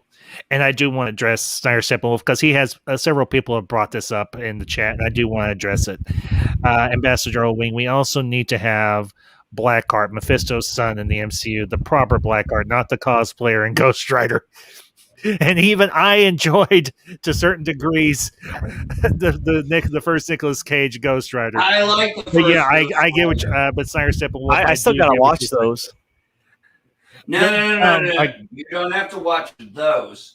You just watch the first Ghost Rider. Don't watch the other one. I hear some people that they're like they don't think it's all that great, but it's watchable. They say at least. Watch the first one. It does have its moments. Of course, you've got Sam Elliott. You can't go wrong with Sam Elliott. Because I do enjoy Nicolas Cage. Like even when he's in a bizarre role, it's a lot of fun. Yeah. Look, I'm just saying, watch the first one. Do not watch the second one. Yeah, I'm going to say this right here. Idris Elba and Nick Cage should save that movie. Tim, we're now talking Star Wars. We're talking Marvel. You're in the wrong universe, dude. Black Saber. He has the dark saber. Yes, he does. Oh, yeah. And ladies and gentlemen, you know him, you love him. He is a regular here on the Ambassadorial Wing. Tim Possible. Tim, good to see you, man. How you doing? Perfect one. Pretty good. I heard you guys were getting sweaty talking about Marvel, so I'm here. And speaking of Marvel, I got the original Green Goblin figure from the first Spider-Man film with the mask that comes off. That's cool. Dude, I'm gonna say something here. I'm gonna call you all out. Are you following Tim on TikTok? I don't follow TikTok at all. Oh my goodness! Am I the only person following Tim on TikTok? No, I'm sure there are quite a few women who get unbothered that follow Tim on TikTok. Yeah, I should. I avoid TikTok because I work in childcare. I was working with like kids that were doing remote learning this year, and like they would just not stop talking about TikTok and their personal TikTok, and it's like I had it up to here with it. No, actually, I'm gonna say this, Tim. Yeah, I love your Nightwing costume, buddy. I'm so jealous of that.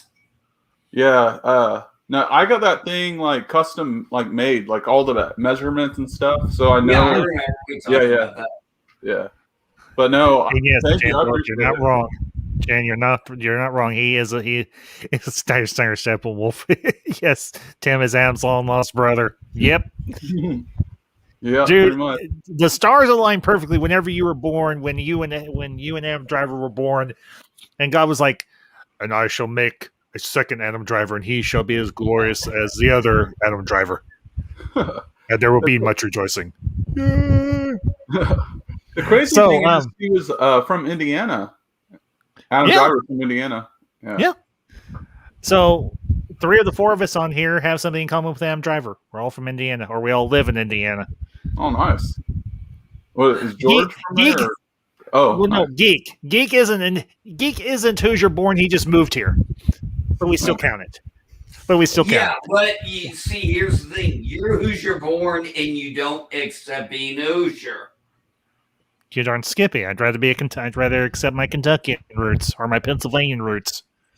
I'm just saying. I'm from Pennsylvania. I live in New York now, but I grew up in Pennsylvania. I'm a proud Pennsylvania country guy. Dude, you have my pity. Why in the world would you want to live in New York? I got family that lived there. I went to college in New York, so. Oh, okay. Oh, wow. Also, you're kind of like Spider-Man in that respect. Yeah. Well, I live on Staten Island, so I live on that's cool. That's kind of similar to what I used to live in Pennsylvania, at least. Mm-hmm. So, Tim, we're all just hanging out this evening talking Marvel. So, the MCU, Marvel, you got questions, you got comments, you got whatever. Just the floor is yours. Okay. I'll bring up my favorite movie in the MCU is Captain America: Winter Soldier. Like, what I liked about that, I mean, they had Robert Redford in it, and it felt like an espionage type film, like some type of political thriller type thing. And I absolutely love that film. Like, the action is incredible. I mean, I don't know. You have George St. Pierre in there. He helped with some of the fight choreography. I loved how they brought him into the Falcon and Winter Soldier series. I absolutely loved that.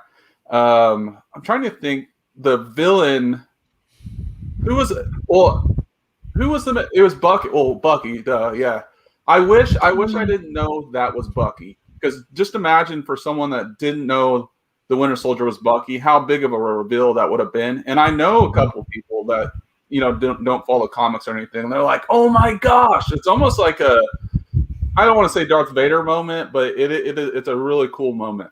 Mm-hmm. And like his overall aura around him, how Bucky, Sebastian Stan, when they play that menacing music each time they see him, man, it's so good. Like, yeah. But I think they were playing to the masses because something I said, and this is completely on and off topic, but when Disney got Star Wars, and they talked about the sequel trilogy, and they discontinued the EU, and they just did what they're doing. It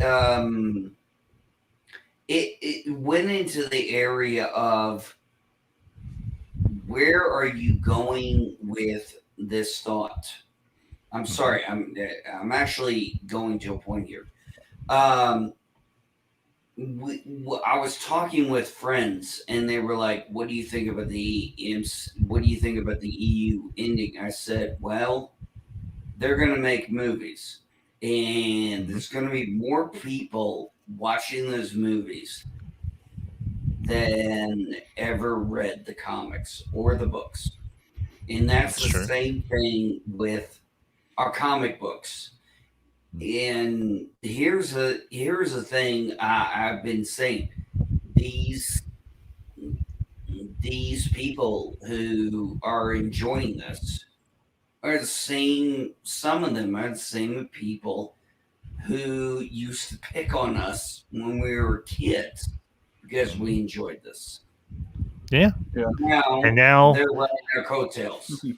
Yeah, now it's mainstream. Now it's cool to be like geeky or nerdy. Like, I was always a geek and stuff. I didn't really talk much about it. Like, I was always a jock, but I was always a Batman fan. Always have been, and Superman, of course, too. But it wasn't mainstream. It wasn't mainstream. Now it's like cool. Like, everything on TikTok, you see all these Star Wars girls coming out, and it's just like, some of them are not actual fans. They just do it because they're hot and they use what they got. I'm not hating, but I hear you. Yeah. That's all good, man. But yeah, I mean, it's more of now it's become more of a fad, like a fitness. It's not like some of it's not as genuine, but I mean, they're making like good films though. Like the MCU overall, I don't think they really have a bad film, and the level of quality, just like went up like after probably like mid 2000s or late 2000s. It really elevated the level with like the Dark Knight trilogy. The first Iron Man was good. They really started stepping up their game, and then Avengers dropped in 2012, and everyone's mind was just blown. And then, after that, recognizable Hollywood stars want to be in these films or whatever. So yeah, this past decade has been like a shift, especially the past like 4 or 5 years for Star Wars too. But yeah, they got to find a way to maintain, like, to not, like, essentially piss off the old fans, the core root of the fans, while finding a way to integrate to reach to the new fans. Don't get so watered down. They're not what they used to be or whatever. They need to, like, sure, I know they need to update stuff. Like, stuff from the comic book pages are not always going to translate well as far as like the costuming. Like, I think it was a good decision for Superman to lose his underwear thing or whatever. Yeah. It did look silly, but for the time it worked or whatever. So, there was a reason behind that. Probably like a creative decision, probably like with the no. It just was the time. Ambassador, George, Tim, I have a nice question. Is it just me, or does it seem like certain people just want this to fail? What, the MCU? The MCU, Star Wars, they're angry at a certain person, and they want it, and they want everything to fail. I get what that's what I mean. I'll kick this off, and then George and Tim, you can give your thoughts. But I do want to address Marcus's comment real quick. Ambassador, do you think the MCU version of Secret Wars must have 10,000 Marvel superheroes like X-Men, Fantastic Four, and Humans, Spider-Verse, Skrull, and Kree, basically all? Marcus, I think that is a story that would be too crowded. I think it would be entirely too crowded. But I think you're actually thinking of Secret Invasion, not Secret Wars, because Secret Wars is a very small story, relatively speaking, because you've got a very small group of the heroes and a very small group of the villains that inhabit that particular story in terms of Secret Wars. I think you're thinking of Secret Invasion, not so much Secret Wars. So, but in terms of Secret, either one of those storylines, I think you can tell that story on a relatively small scale to one degree or another, particularly with Secret Wars, because like I said, it is a small story. You've got a limited number of heroes, a limited number of villains, and you don't need everybody in there. So I hope, Marcus, that does answer your question. To answer yours, Geek, and then George and Tim, you can chime in with your thoughts as well. Do I feel that there are certain bad faith actors online that want to do nothing but criticize and bash the MCU and to another degree DC and Star Wars? Yes, I wholeheartedly do think that there are bad faith actors out there that want to just, pardon my French, and Lord forgive me, that just want to bitch and moan about everything rather than giving some of these shows and some of these movies and properties a fair shake. I think that there is most definitely an element within the online sphere that just wants to just piss and moan and throw a conniption fit just for the sake of some clicks and views and to make a few bucks. I think it's just incredibly disingenuous to act this way, but people do it. And I'm at the point where I just don't pay attention to those people anymore. I walked away from the fandom nuisance a couple of years ago, and I will never go back. Now, there are some individuals that do carry the hashtag the fandom menace that I have come to know and that I have a lot of appreciation for, and I even call them friends. But as far as the bigger voices within that group, they can go pound sand. Anyway, so that's it. George, your thoughts? I see it. There's been a few people I've kind of had to follow on Twitter that were like taking like their dislike for the MCU so far because I don't want to bring like DC into the mix, but I know there's some people that do have like just like anger like towards Marvel, like maybe because they're a DC fan. But I love both, so I don't feel that way. But I know there's just some that just love to rile up that like battle between DC and Marvel, and it does get to a certain point where it's annoying. Yeah, and you know, you brought up obviously that certain fandom group, and like just hearing like some of the people just like, you know, freak out over nothing when it comes to like certain things in the MCU. Like I think there's some people that like to do it for the clicks. They like to get it for like the shares, the retweets. But I feel like the MCU does have a strong enough support where that can negate those bad faith actors. Yeah, I agree. Like, I was going to say, yeah, I do think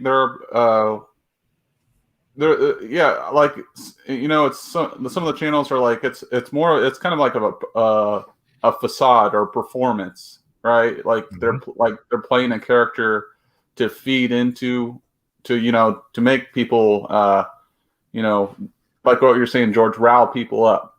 I definitely that for sure that's going on, but you know, I try to find a balance to it. I do watch different channels or whatever to get like a multi perspective, because you might find some good things from some other channels like that. But after what, like sometimes, you know, I'm just like, all right, I'm gonna take a break, right? I'll take it in doses, or I'll put my time somewhere else. So, but yeah, it's, you know, it's YouTube. You're kind of putting on, you know, an overhyped version of yourself. Not saying us, but like I feel like other channels do that. You know what I mean? Like reporters are radio hosts are considered realities, or they're considered there's a word for it, but yeah, I definitely think stuff like that is happening. I mean, it is. My biggest issue is personalities. They're becoming. I mean, they're literally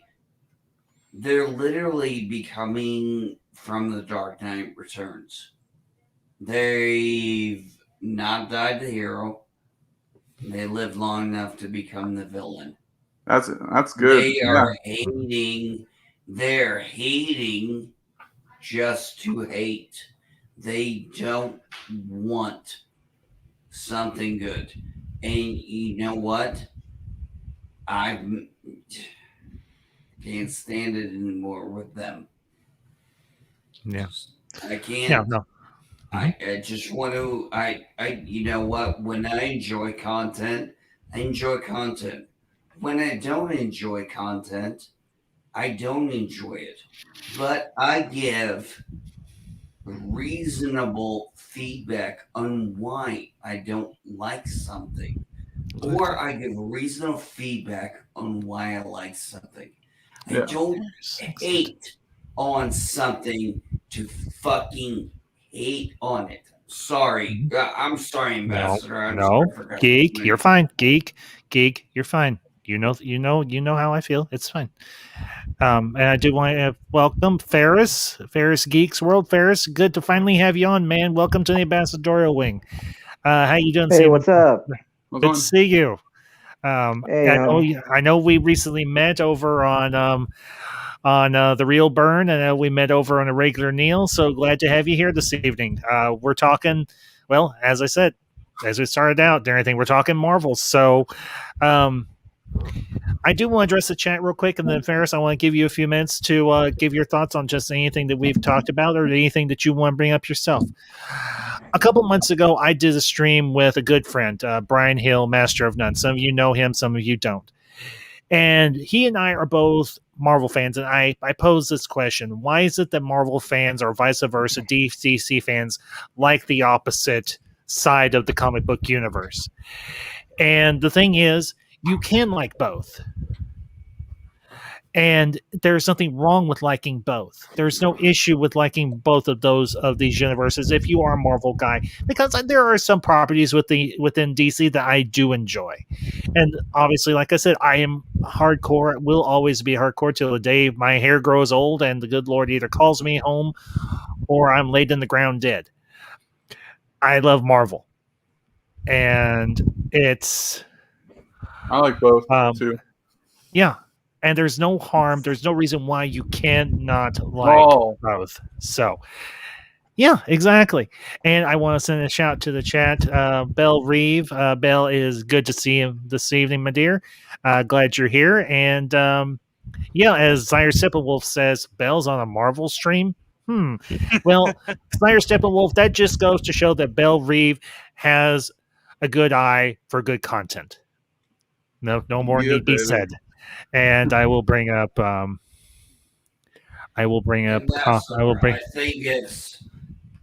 think there's something we know that just people, some of them don't get.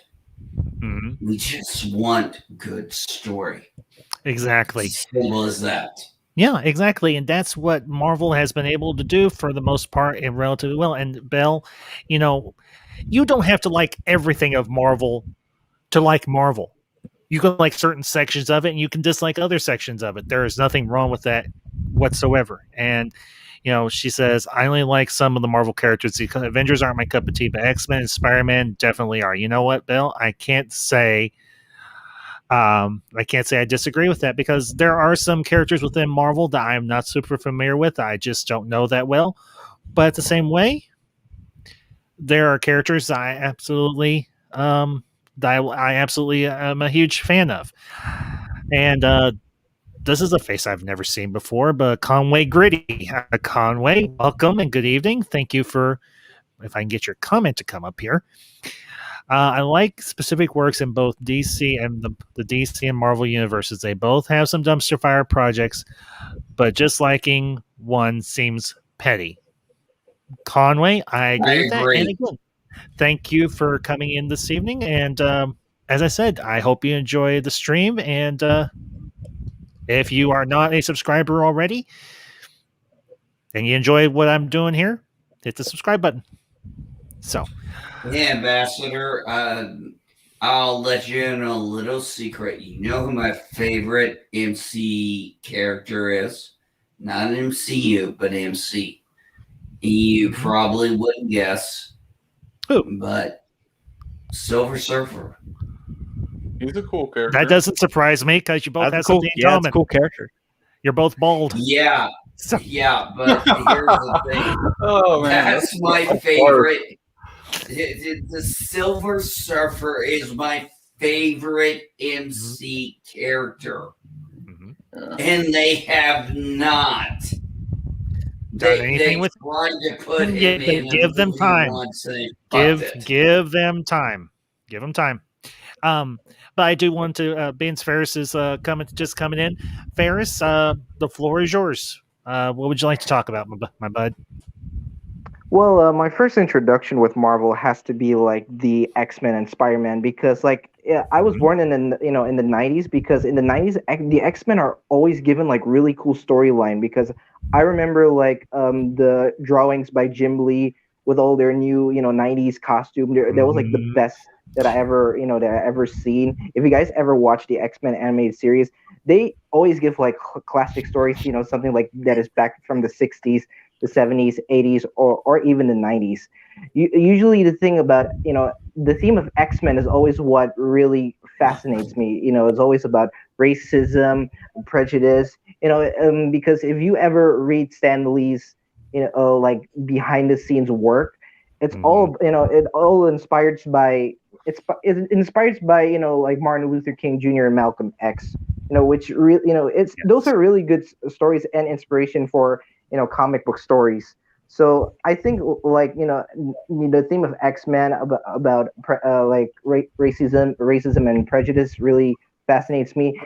Even more so like Spider-Man, who is like the number one Marvel character, that taught us about responsibility. And I still remember when Stan Lee always says like, like this character, I won't make him handsome. He will have money problems. He will have relatable problems, and that's what that's what really makes me got into Spider-Man. With great power comes great responsibility. So that was my first introduction to both of the characters. So I grew up with both animated series, X-Men and Spider-Man, from the Fox Kids channel. If you guys always go back into Saturday morning, that was like the best me time. And Geek especially. I don't know about George and Tim, but me and Geek especially. Yeah, Ferris, you're playing right in our sand, dude. You're playing in our sandbox, and there's plenty of sand for everybody. So yeah. Exactly. So besides that, of course, we got the Incredible Hulk. We got the Fantastic Four. Those are always in the Saturday morning cartoon. Even with Iron Man, which I kind of got into a bit. So when I got into their movies, I'm glad that we got like X-Men and Spider-Man, even though Blade comes first. I mean, I never knew that Blade was a Marvel character until I got to watch one episode of Spider-Man the animated series to get to know what his character is like. So that was like my first like introduction to Marvel, and looking into their cinematic world, starting with Bryan Singer's first X-Men and Sam Raimi's Spider-Man. They're on fire back then. Like it was like the early 2000s, and the Marvel movies that time were fire back then. And the thing is about those two comic book movies, they literally got their character right, even though they have some problems. I mean, I have like plenty of problems when it comes with the X-Men movies. Like some of the changes they made, like with Rogue, I didn't like. With Iceman, I also didn't like about their changes. Like first two movies for their trilogy, it was fire. Even so with Sam Raimi's Spider-Man, but when it comes to their third movie, it kind of goes on a downward spiral at that time. I mean, I didn't like the third X-Men movie to be honest. I mean, it wasn't what I originally pictured. Spider-Man 3, it tries to be about something, but it's all a studio mandate film. I mean, I didn't like it as much. I mean, I couldn't act like I wasn't entertained. I mean, there are certain aspects that I did like in Spider-Man 3. I mean, you can't always hate everything when if it's a bad movie. I mean, you still can find something good to be honest. Yes, yeah, I agree. I love Toby's dance, by the way. What, you like Toby fans? And I love the Raimi trilogy. Even Spider-Man 3, I like. I mean, it's got its flaws, but honestly, the highs in that film are very high. It's just that the lows are some of the lowest in the Raimi trilogy, but I still like Spider-Man 3, and I don't care what the critics say. I think it's a good film in my opinion, but the first two are phenomenal films. Yes, and I want to say you know what? I'm going to say this. I love the first movie, love the second movie, love the third movie. Doesn't matter that they have flaws. It was a nice trilogy and ended very well. That's my opinion. Yeah, I think it's just like they botched Venom so bad, and Venom is such an awesome character for me that someone that saw Venom in theaters, the one that with Tom Hardy, and all the critics were trying to not get people to see it. They wanted you to see The Star Is Born or whatever. I also saw that movie that weekend too, but I was like really surprised because the ratings were bad. But then I went out and I was like, dude, this movie's like, it's not Oscar worthy, but it's a hot mess, but it's fun. And yeah, exactly. Yeah, and I'm really looking forward to the second one. I mean, there be Carnage. Oh yeah, I like Tom Hardy a lot. He's very good in the role. Yeah, I'm going to say I'm going to say this, Tim. I don't like Venom in the comics. I don't like Brock in the comics. I enjoyed the movie very much. Yeah, because it was different from the comics. But damn it, I am so waiting on Carnage. Yeah. That trailer I like that trailer. Yeah, the trailer was really good. I don't care. Yeah. It's Woody Harrelson. That's the perfect casting. Carnage. It's Woody Harrelson, for God's sakes. Yes. Yeah, that's what I will give these new Sony Marvel movies. The castings are great. Tom Hardy is great as Venom and Eddie Brock. As much as I like Spider-Man 3, Topher Grace as Eddie Brock / Venom was a bad casting choice. Woody Harrelson as Cletus Cassidy, a.k.a. Carnage, phenomenal casting choice. Oh, my goodness. Jared Leto's playing Morbius, right? You know what? That's a good casting choice. Yeah. He's a phenomenal actor. Here's the thing, George. I want to see 2 movies that are going to be in theater and waste my time going to a theater. Top Gun 2 and Carnage. Yes, I agree. But I do want to send a shout out to Jack because I've had his comment up here for a few minutes. Arkham Gaming, Arkham, good to see you, bud, and hope you're having a great Sunday evening. Glad you're here tonight. And he's like, "Hi, Ambassador Wing, how are you doing? I like DC and Marvel. My favorite Marvel characters are Iron Man, Wolverine, Deadpool, and Spider-Man, Captain America, Thor, and Loki. Dude, you cannot go wrong with those. You absolutely cannot go wrong with those. And hey, Arkham, if you are free this evening, you want to join us, the link is in the chat, and you're more than welcome to come on and give your thoughts on Marvel. So, and I still got my black suit Spider-Man from Spider-Man 3 right here, dude. Nice. And I do want to send just real quick. I don't know if they're still in here, but Press Play Streaming Studios, Press Play. Thank you for tuning in tonight, and hope to see you again soon. And good to see a new face in the chat. So we hope to see you again. But yeah, I'm a little behind because Geek doesn't know when to shut the heck up. I'm kidding. And oh wow, okay, yeah, I'm just a little bit behind. Leroy Kong, good to see you as well. Thank you for being here tonight. So, but yeah, Marvel is one giant, massive sandbox, and every little grain of sand is a universe, and I cannot wait to see the sandbox get a giant boulder thrown into it when the X-Men and the Fantastic Four are finally introduced. Because you are bringing in such a wealth of stories to tell. I mean, I will admit, when I first heard the concept of the MCU, I was like, how in the world are they going to pull this off with all the decades upon decades of content of comics that they've got to pull from? And yet, in Feige, I trust. In God, I trust first, but in Feige, I trust. I didn't realize it was going to be big at that time with Iron Man. I swear, you better say in God you trust first. All right. Ferris, you were saying? Yeah, I didn't know that the concept of a cinematic universe, would work back then. Because let's not forget, like back in the 90s, Marvel went bankrupt. If you guys know the story, they sold their copyright characters for movies to different studios. IP. Is that how they lost? No, they had to sell their IPs to make it to. Yeah. They sold Spider-Man to Sony. They sold Fantastic Four. Yeah, they did. X-Men to Fox. X-Men to Fox. Ambassador.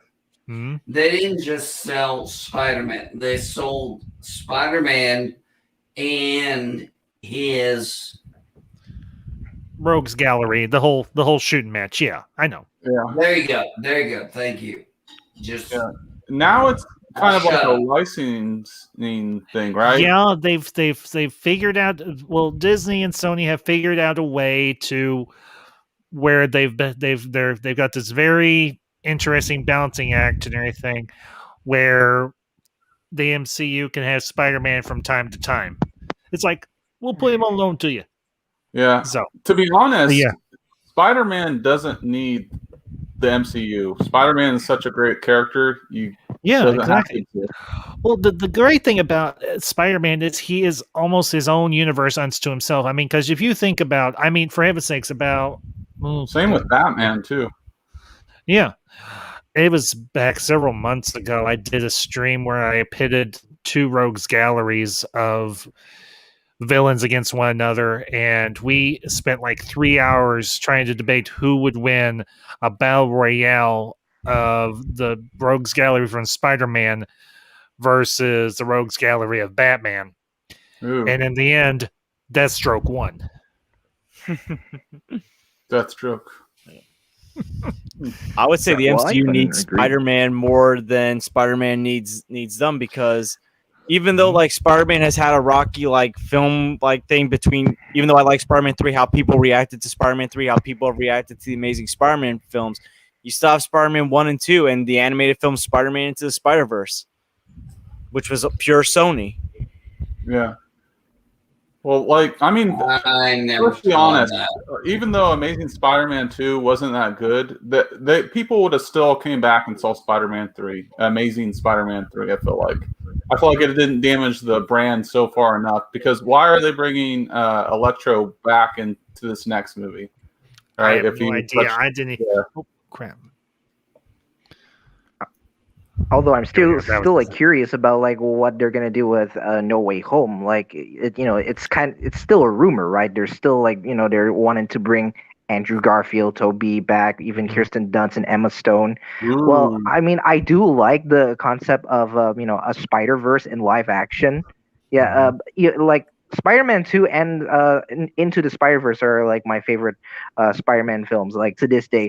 I mean, I do like the MCU Spider-Man. I like Tom Holland's portrayal, but the thing that still bothers me, like in the films, like I hated the fact that they portray him next to Iron Man and be like the next Iron Man or Iron Man Jr. I didn't like that concept. I mean, Spider-Man is just Spider-Man. I mean, anyone who read the comic books know, like, he is his own he is his own man, he is his own person, he carries things on his own. He doesn't need anyone's backup or any other Marvel heroes backup. Well, he did team ups, of course, but he's still his own man. He carries his own responsibility. He doesn't need help. Yeah, totally. No, go ahead, Geek. That was cool. Can I say something real quick? Sure, I disagree with you, because in the show, in the MCU, he was using Tony Stark as an anchor. We know him from the comics. He lost his parents. His uncle was an anchor. His uncle died because of his fault. No, actually, I'm sorry. I shouldn't say it. Not his fault, but just because of a decision he made. He was looking for a father figure. And he spent the rest of the time anchoring on May. It's my opinion. Yeah, I can definitely. It's just he. Oh, go ahead. That's just me. No, I'm sorry. That's just me. That's my interpretation. And that's not an inaccurate interpretation. Peter has always been trying to find a mentor, finding someone to look to for guidance, and he has done that with various people throughout his life. And I think the dynamic that they introduced with Peter Parker and Tony Stark in Civil War that carried through to Endgame and even Far From Home, I thought it was a great dynamic. I thought it was a very authentic and a very real and a very touching dynamic. I mean, it added weight to Stark's death that he was leaving behind. Granted, him and Pepper had their daughter, but Peter was like a surrogate or an adopted son that he never had. I mean, this was a kid that was almost as smart as him, but just didn't have the opportunities that he had growing up as a kid. He did the mission all for Peter. When Ambassador. Yeah, exactly. When Tony Stark hugged him. Mm-hmm. That was the biggest moment in my opinion. Oh yeah, I agree. I agree. After he said it he said it earlier in the movie. I lost the kid. Yeah, I know. He was devastated. Grandpa Geek, I thought you were talking about that moment where he opens the door. There's a scene where they're in the car. I'm talking about when he actually hugged him. And he's like, oh, Tom Holland, Spider-Man is like, oh, this feels good. Yeah. That felt good for Tom Holland, but that felt good for Spider-Man. But for Iron Man, to have that moment was better, was just fantastic. Because he was like, at the beginning, he said, I lost the kid. That's the only person he said. I lost the kid. Nobody else. He didn't mention anybody else. It was only Peter Parker that he mentioned. And then when he saw him. Yeah. And then when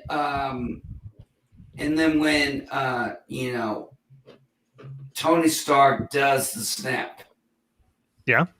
And Peter comes over there and hugs him. He's in just tears. Yeah, I get it. Yep. I do want to address Conway Griddy's comment here. Always wish Planet Hulk had got its actual story presented in live action. Conway, I don't know if you know this or not, but they did do an animated adaptation of World War Hulk or Planet Hulk back in the early aughts. It was actually I really enjoyed it. I think you can find it for free on certain free streaming platforms. I can't remember what one I saw it on last, but if you hunt down like free streaming platforms, I'm sure you'll find it somewhere. So, but yeah, Geek, to kind of bounce off what you were saying in terms of the emotional weight that the MCU had. You think about it. We started off in 2008 with just Iron Man. But slowly we built out and we got all these other characters and we went all these adventures with these characters and we saw their lives and we saw everything that was going on in their lives. And by the end of Endgame, we had developed an emotional attachment to these characters. And for some of us, like Geek and myself, and for you guys as well, who grew up reading the comics or watching the animated series or whatever the case may be, these characters have become a part of their lives. And when we feel their loss, when we see them die, when we see them fall, and we see them fail, we feel for them. And that, for me, is one of the great things about a construct like the MCU. It gives us time and the opportunity to build a connection and, to a certain degree, a relationship with these characters. And I think sometimes that's what these critics and what these negs who just want to gripe and moan about things miss. Here's like the other thing character. Just let me say this real quick, George. Sure. Just real quick. That's the beauty of long-form storytelling. And that's what makes the MCU great. And just real quick to the chat, Snyder Steppenwolf, thank you for being here tonight. I hope you enjoyed the stream. Because we're going to be going for a little bit yet. And if you catch the replay, I hope you enjoy it. So, George, the floor is yours. I just want to bring this up because a lot of people criticize like the Tony Peter mentorship. Here's the thing. In like the previous movies, he's always had mentors after Uncle Ben. The problem is those mentors went bad. Norman Osborn in the first Spider-Man film that was trying to act like a second father to Peter was the Green Goblin. Otto Octavius was a mentor, a hero to Peter in the form of science, really connected with him. That accident happened and he became Otto Octavius. Now, he reformed himself at the end, but for the majority of the time, he was the bad guy. The Amazing Spider-Man, Dr. Kurt Connors, became the Lizard. Yeah. So you look at like a Tony Stark, who's like the opposite, like a hero that sacrifices himself to not just bring Peter back, but to save the universe. Yeah, I think what it comes down to it's more of a preference thing. Go ahead. I got nothing to add to that. But George, that was perfect. No, I can see what you're saying. Like I was going to bring up that point earlier when you were talking, Grandpa Geek, about how his relationship with, what is it, Doc Ock or whatever they call him? Because I mean, he's a phenomenal Octavius. Octavius. Yeah. That actor, he's incredible. But I think what people don't like to play devil's advocate, because I can see it from both ways. Because I think it was done well, in these movies with Tony Stark, and it does work for his arc or whatever, and especially his Sindok, because he's always been more of a pompous, selfish character, and you really get to see the growth throughout that 10 years, and the relationship between him and Doctor Strange. They're two of the same coins or whatever. They're both arrogant and all that, and they kind of put their differences aside for the bigger picture. And then Iron Man's having all these thoughts and questioning, and we really get to see an Endgame. He has a kid or whatever. He's like, why do I want to leave this or whatever? Mm-hmm. And I kind of sensed at that point, it's like, oh man, are they going to make him die? I was like, I hope not, because Robert Downey Jr. has this this stage presence or being on screen that this universal feeling that you're with him. And when I saw him do that, I was like, start getting all funny, feeling funny inside, right? Or it really hit me. And so to go back to it, it's one of the things what we traditionally think of of Peter Parker, right? He's never needed special armor or anything like that, and he's always outsmarted people and always been that quirky, funny dude. And I think that's why people don't really resonate with it. The first two Spider-Man 1 and 2 it was so good to me, and then to maybe Ferris, is more the traditional Spider-Man. And Eddie Brock is not supposed to be some geek. Eddie Brock is supposed to be a bully, the jock. And Tobey Maguire does feel like a geek. And he's not he's not super handsome or anything like that. But it just had more of a relatability. The boy next home, that's not everything's handed to him. He's really smart and brilliant, and that's where I think Ferris is coming from. And that's why, to be honest, Tobey is my favorite Spider-Man. But I did like this adaptation or whatever for what it was. It did work in this universe. So, but I would like to see him go more traditional Spider-Man, because I love his girlfriend Mary Jane, her classic red hair. That's just iconic, and and the upside down kiss, and we've never seen that before, or have we? I don't know. It was just such a good scene, and I guess in that scene, Tobey couldn't even breathe. It was raining and all that, and yeah, it just I can imagine. Yeah, I can imagine. Well, the thing for me is, I have never, as I've mentioned before, I have never been a hardcore Spider-Man guy. I like the character. I don't dislike it, but I didn't really read the comics all that much growing up. I mean, I had from time to time, I would pick up a Spider-Man comic here or there. But when the movies came out, particularly with Tobey Maguire, and we were in the midst of a national tragedy when that first Spider-Man movie hit. And some of the messaging and some of the scenes were very maybe on the nose at the time, but I think they have aged relatively well considering. And those first three movies, despite some of their issues, particularly with Spider-Man 3, they did tell a good story, and I did enjoy the story. I enjoyed the journey. I almost wish we had gotten a continuation of the journey rather than it just being abruptly cut off at the end of Spider-Man 3, but unfortunately it was. And the thing for me is I don't have a problem with these different variations or versions of Spider-Man, whether it be Tobey Maguire, Andrew Garfield, Tom Holland, Miles Morales, and Into the Spider-Verse, or all the other Spider-Men that are Spider-Women or Spider-People that we met in Into the Spider-Verse. For me, Spider-Man, it's kind of like what Miles Morales says in the Spider-Verse. Anyone can wear the mask.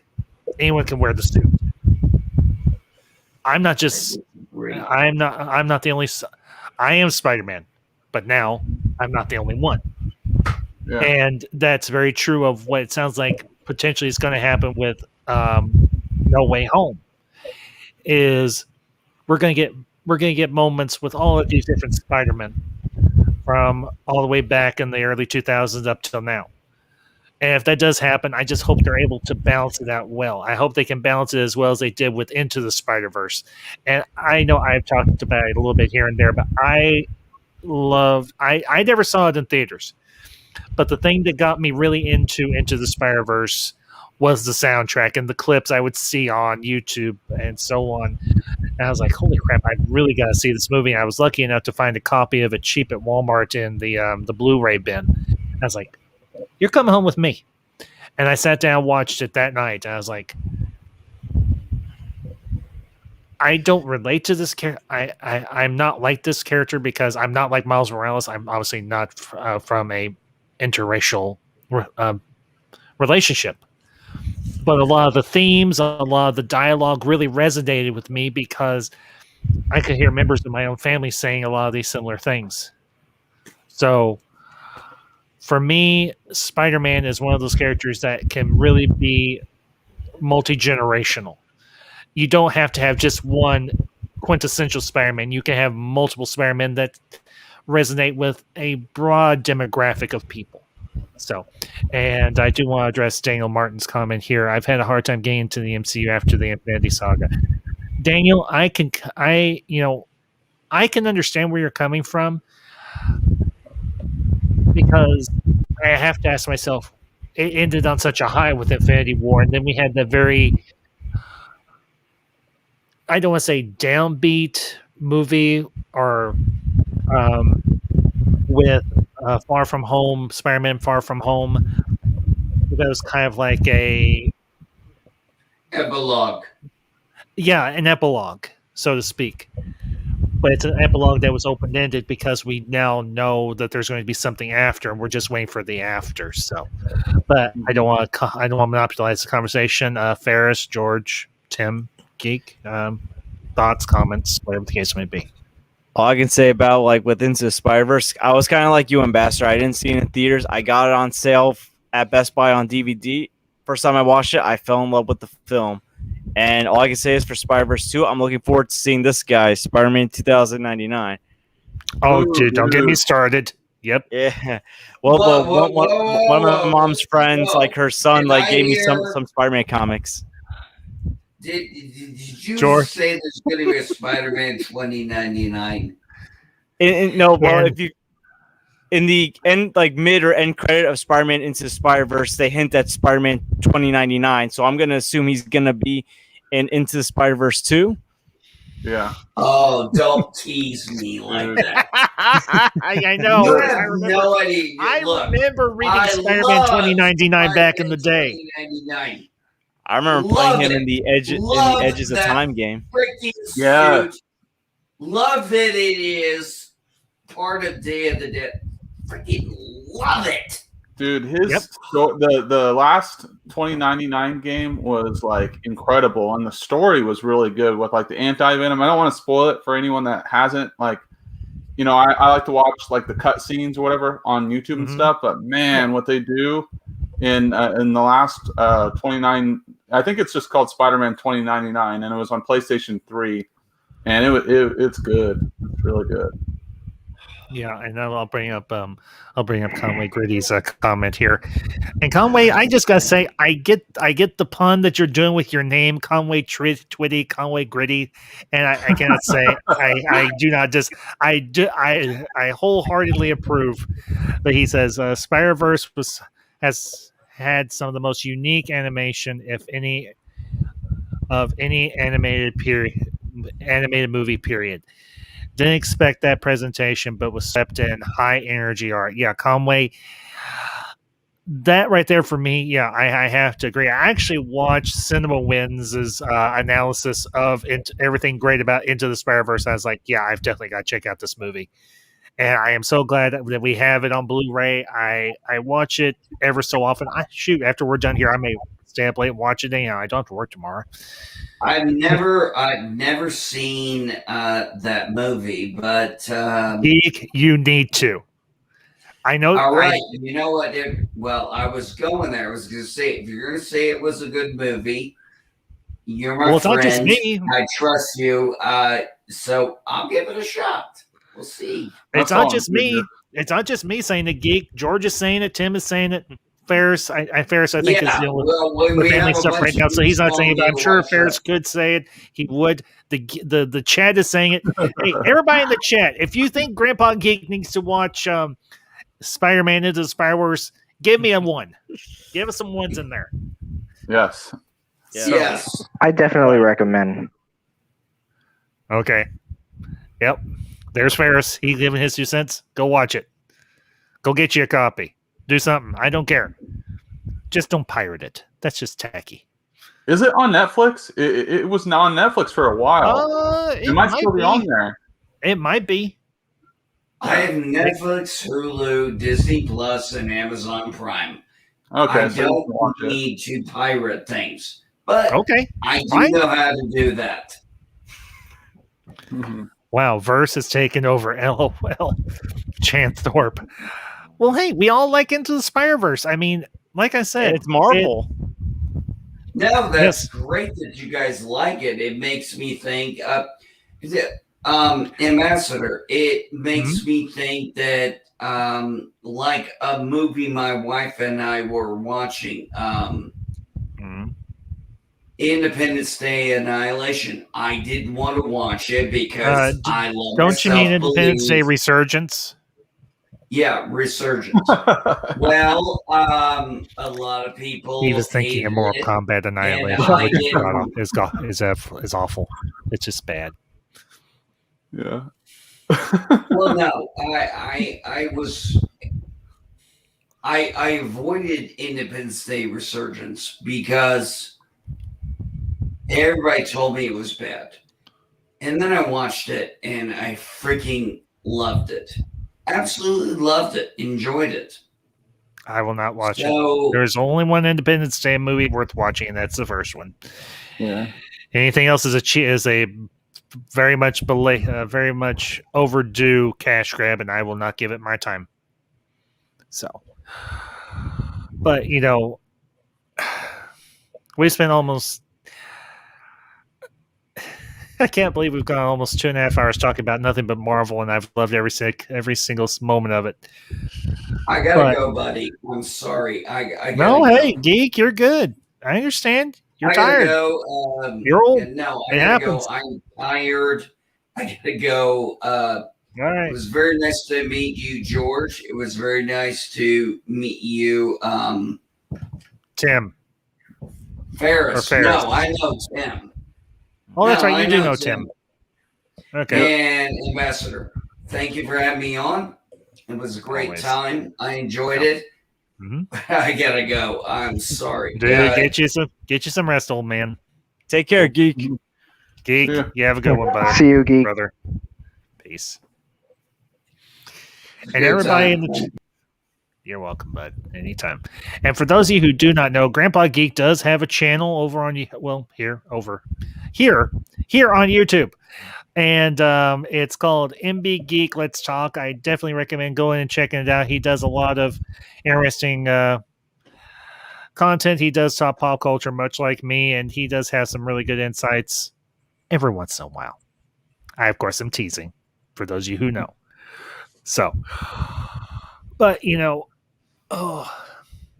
one thing we really haven't touched on, and I think we should before we end this in a little while, our favorite villains, or who are some villains that you would like to see going forward in the MCU that we have not seen as of yet. So, gentlemen, with that, I open the floor. I really wish they would do Doctor Doom right, because I feel like he is too like cool of a character.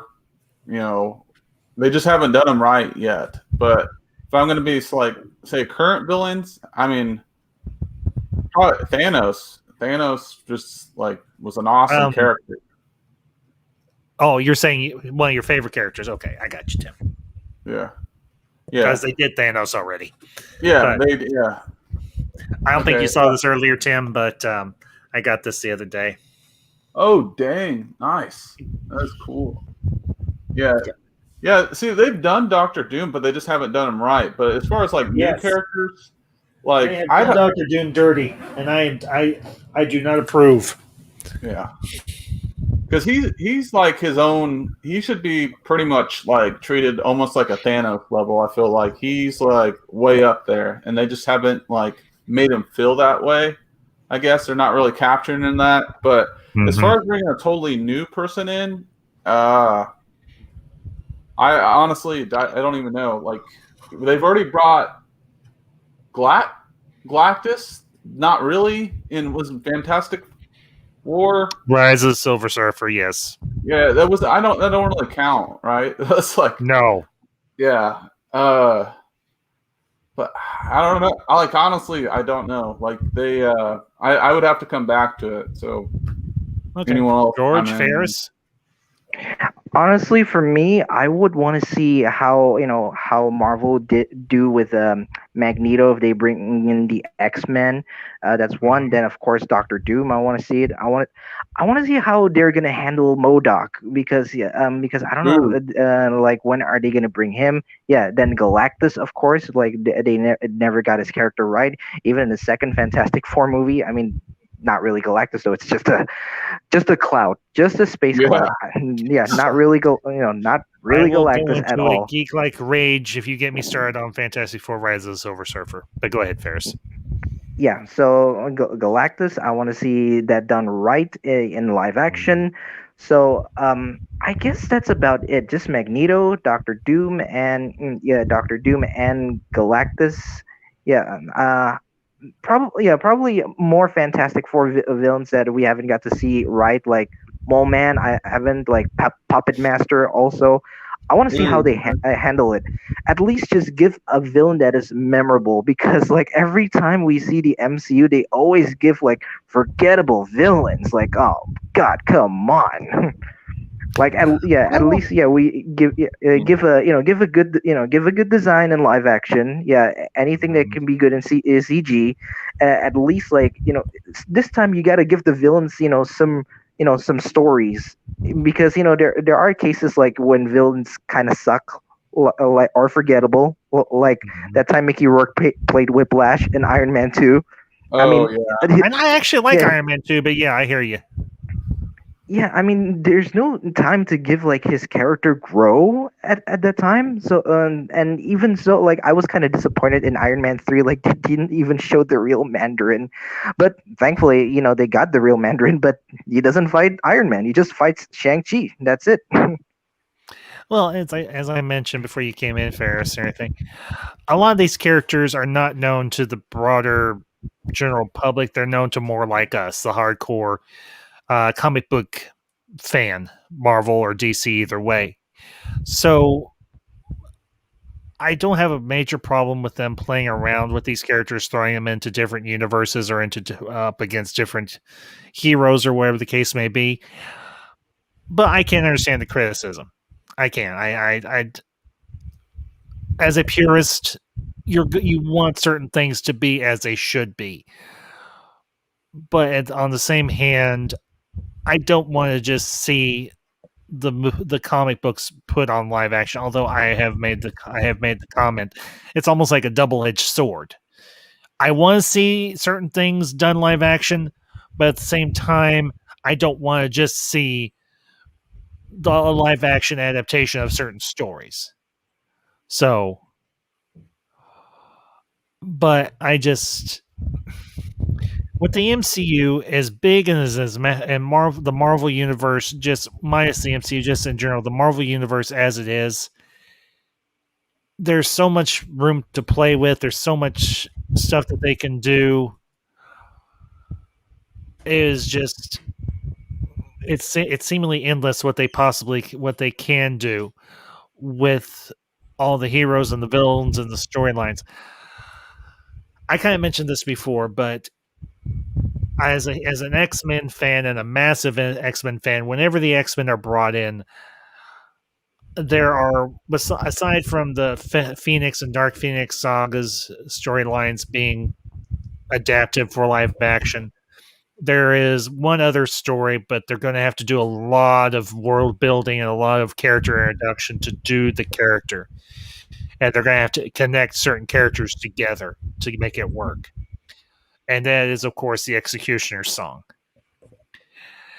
And it is one of the earliest X-Men crossovers that I ever collected every issue for and was just absolutely in love with, because it tossed everything that I loved about the X-Men universe into one giant story and hit frappe and turned it into awesome. And holy crap, I didn't expect to see that name tonight, but Nicotina showed. Andre, good to see you, man. I'm not disappointed to see you or anything, Nicotina. It's actually a pleasure to have you here. So we're just talking. We spent the last couple hours talking Marvel. We're going to probably go for a little bit longer. So I know there's a big time difference between you and me, Nicotina. So, but if you are free, if you're not doing stuff with the family and you'd like to join the discussion, links up yonder.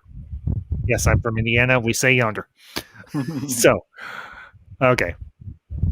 Nicotina, regardless, thank you for being here, man. I appreciate it. And I appreciate the support. So, but that is one of the storylines that I absolutely would love to see them do in the future for the MCU. But of course, they're going to have to do a lot of legwork and a lot of world building to make that story work. So, but anyway, guys, I kind of rambled here a little bit.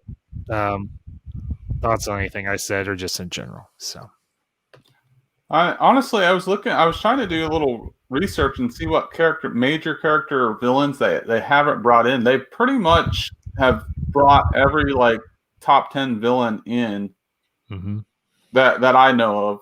So I don't know, unless they invent a new character, which is fine, because it's not like what you were saying is, it's like, man, I really wish they would do a story straight from the comics, right, and just rip it off to there. But then the double-edged sword is that it'd be predictable and people would be like, oh, well, we know exactly what's going to happen. But then you're like, wait a second, you asked for this, right? So you never want to film so predictable or rip straight off from the page, even though it's excellent, right? So that's where the double-edged sword thing comes in. But there are certain things that I feel like from a character, maybe certain villains, how I was talking about earlier, I guess, is you can only water things down so much. If you water things down so much, they're not even the same thing anymore. Why even call them that? Call it a new character. Because it gets to a point where it gets too murky and it loses the essential things that made that character. But now they're no longer that character. You're just using the IP, which I see a lot, or see more often with a lot of these films coming out, or shows or stuff like that. So, but I'm going to read Doctor Doom. They need to nail him the next time they bring him in. They need to nail Silver Surfer. I feel like Silver Surfer could have, him and Galactus could honestly have their own little series or movies or whatever. Galactus going, because they're taking that villain route, look at the Joker, and then so that movie won Joaquin Phoenix won an Oscar. But I think it'd be cool to see it from perspective of Galactus, and then have Silver Surfer come into his movie, and then you could have a spin-off movie of Silver Surfer's origin. So we're not, because they're going intergalactic with the Eternals. They're going really deep into it, and then even in Loki with the time variance. I'm not sure if has everyone seen Loki? Yes, I have. Yeah, I did. Okay. Yeah, so they had a big reveal on there or whatever. Can I drop the spoiler? Or yeah. Okay. It's been out since last Wednesday, Tim. So I imagine most people have seen the latest episode of Loki. If they haven't by now, well, spoiler alert. Turn away now. Go ahead, Tim. Okay. All right. Thank you. Yeah. So they had that big drop, which I like. The TVA to me is kind of corrupt. Like they revealed that the TVA people had past lives or whatever. They weren't always there, and that like they exposed because that one chick, Sylvie, went into the one chick's mind, and she was at they were at like that pub or a restaurant, having margaritas, and the chick didn't even like. She's like, oh man, it feels so real, and the chick doesn't even like really remember that until Sylvie, female Loki, or if she is even female Loki, goes into her brain or whatever. So that just blew my mind. So that they're getting really intense into it, but yeah, it's like yeah. Well, and I actually found that I have a theory about who I think the timekeepers are, or at least who one of the timekeepers are. And I think one of them is actually Kang the Conqueror. Yeah, that's what people have been saying. Yeah, that's been hinted at. And it would not. I would not be the least bit surprised, because if you think about it, Kang the Conqueror has got all this advanced technology at his hands. I mean, because he obviously comes from way in the future of the Marvel Universe. Not just so much the Marvel Cinematic Universe, just the Marvel Universe in general. He's got all this advanced technology where he could seemingly control all of these people in the manner that they're being controlled in.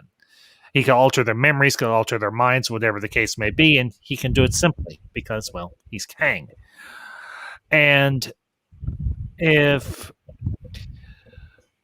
the thing I find the most interesting is if the next phase is going to be dealing not so much with the MacGuffin in the case of the Infinity Gauntlet or the Infinity Stones, but is rather going to be dealing with a much more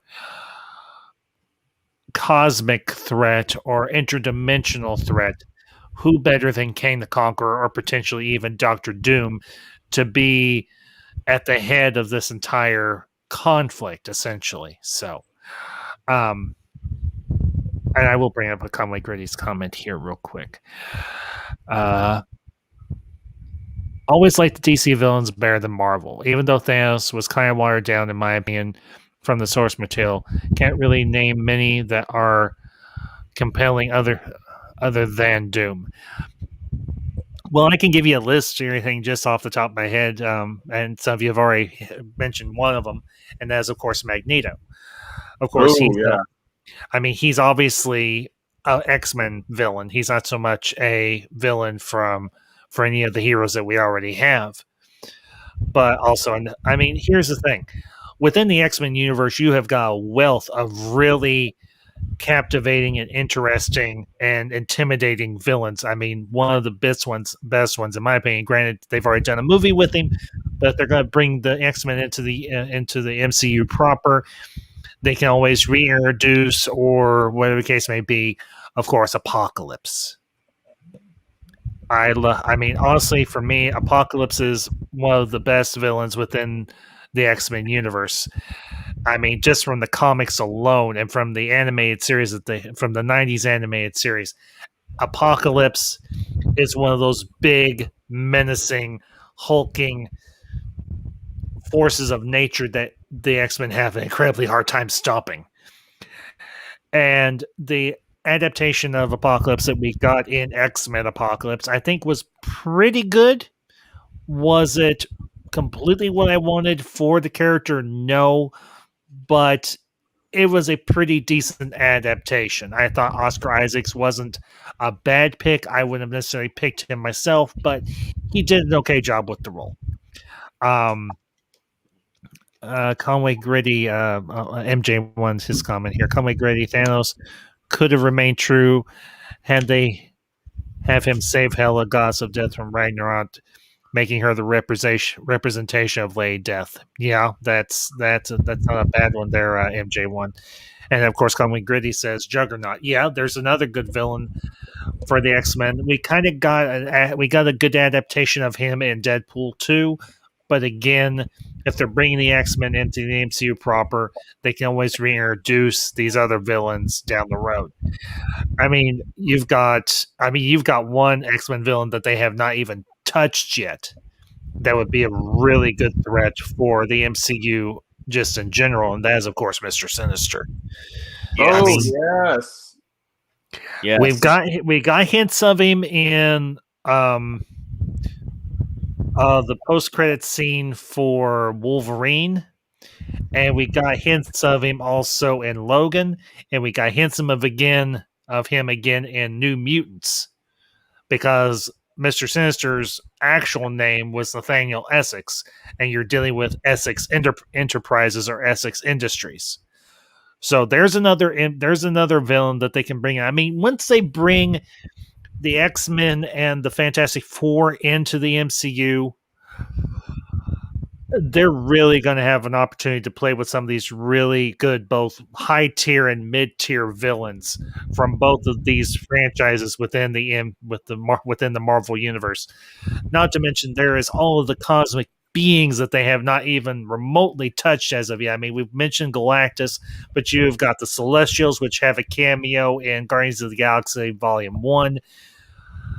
You've got the Eternals, which are coming up. Now, granted, they're a hero group, not a villain group, but you've got villains that are connected to them as well.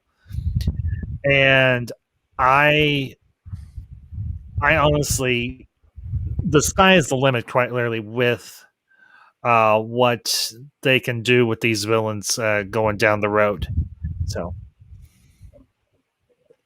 yeah, that would. I remember Sinister from the animated 90s X-Men. He was cool.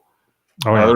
There was an episode where it's Cyclops and Wolverine are teaming up on him, and I think Wolverine's kind of like throwing him off a little bit with his healing factor, and Cyclops keeps shooting him with it. But yeah, for some reason, Cyclops was able to hurt Sinister more so than anybody else, just for the simple fact that he was able to literally shatter Sinister.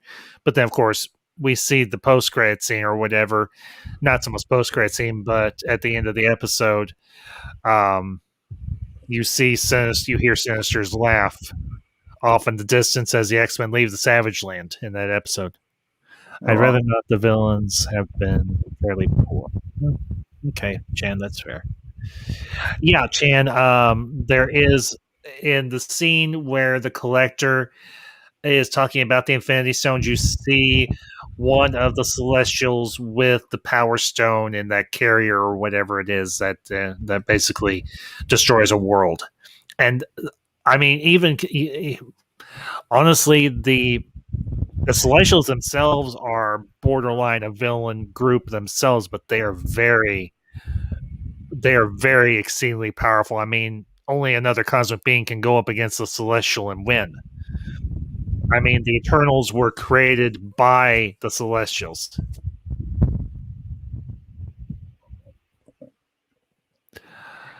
In the way back when, I hope we get some sort of reference to the Eternals. That's one group I've always been intrigued by. That the Inhumans, and oh, good grief! I was so sad with what they did with the Inhumans.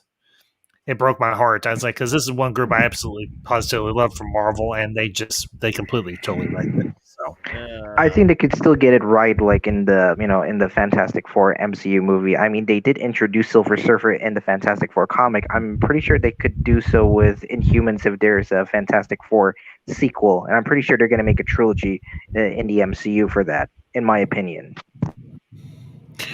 Ferris, I certainly hope so.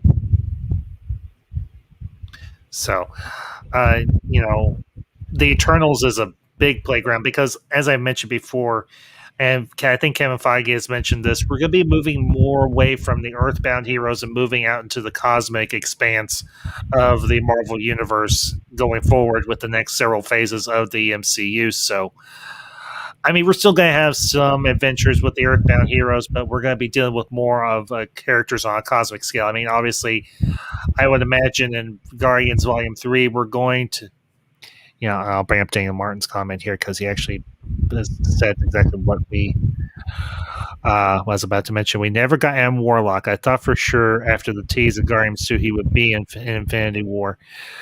Yeah, Daniel, that was kind of unfortunately. I think we were supposed to, but I think we'll see Adam Warlock at some point in the next phase of the MCU, because he's definitely going to be pivotal if they're going to be dealing with any other type of cosmic beings, because he himself is not like a major cosmic being. He's more of a low tier cosmic being, kind of the same vein as Silver Surfer.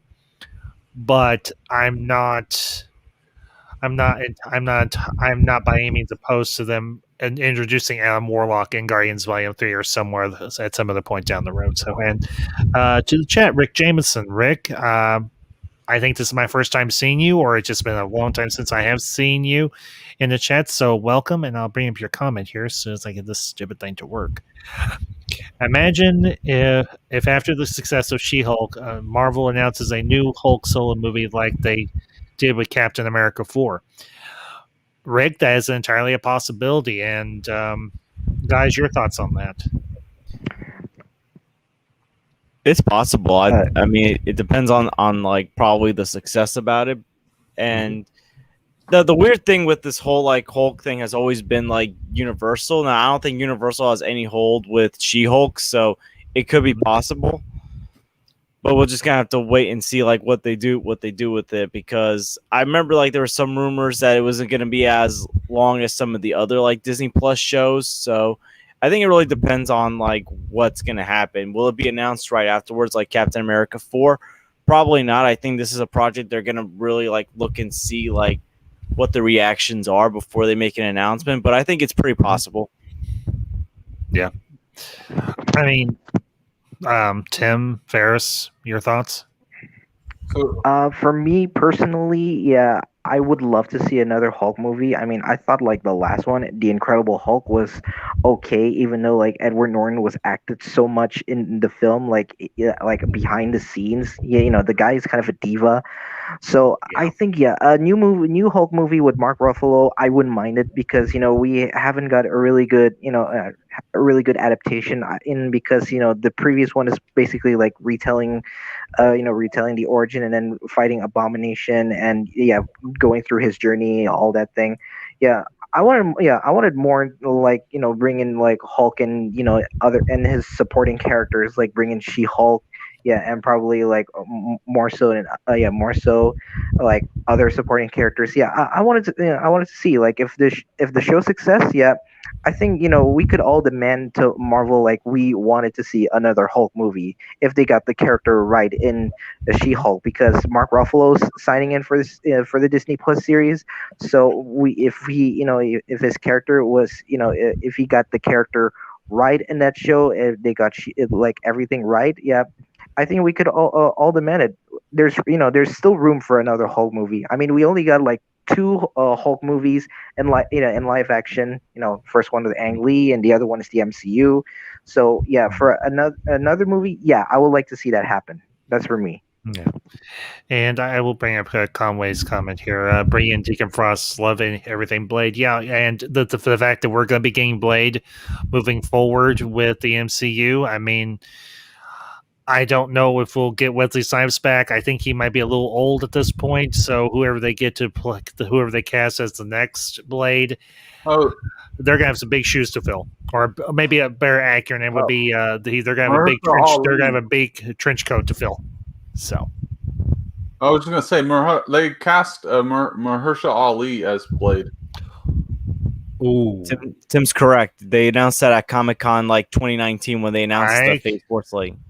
I think I did hear about that. It's been a while. Yeah, I could dig Mahershala Ali and everything, because he did a great job as the voice of Miles Morales' uncle in Into the Spider-Verse. So yeah, I could see that.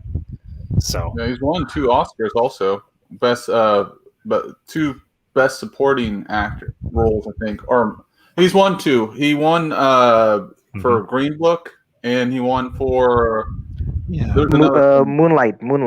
Yeah, Moonlight. Yeah. Okay. As far as the She-Hulk thing, are you guys talking about them bringing her into like the cinematic universe? Is that what you're talking about? No, for a new Hulk movie. If the success of She-Hulk could potentially go to a new Hulk solo movie. I would see it. I mean, it's about time, right? Like, it's about time we get a Hulk movie. I would watch it. I mean, everyone seems to like Mark Ruffalo. They need to find I mean, I did like Edward Norton as Hulk. I actually really like that movie. But you know, I would watch it. I would watch Hulk smash some stuff.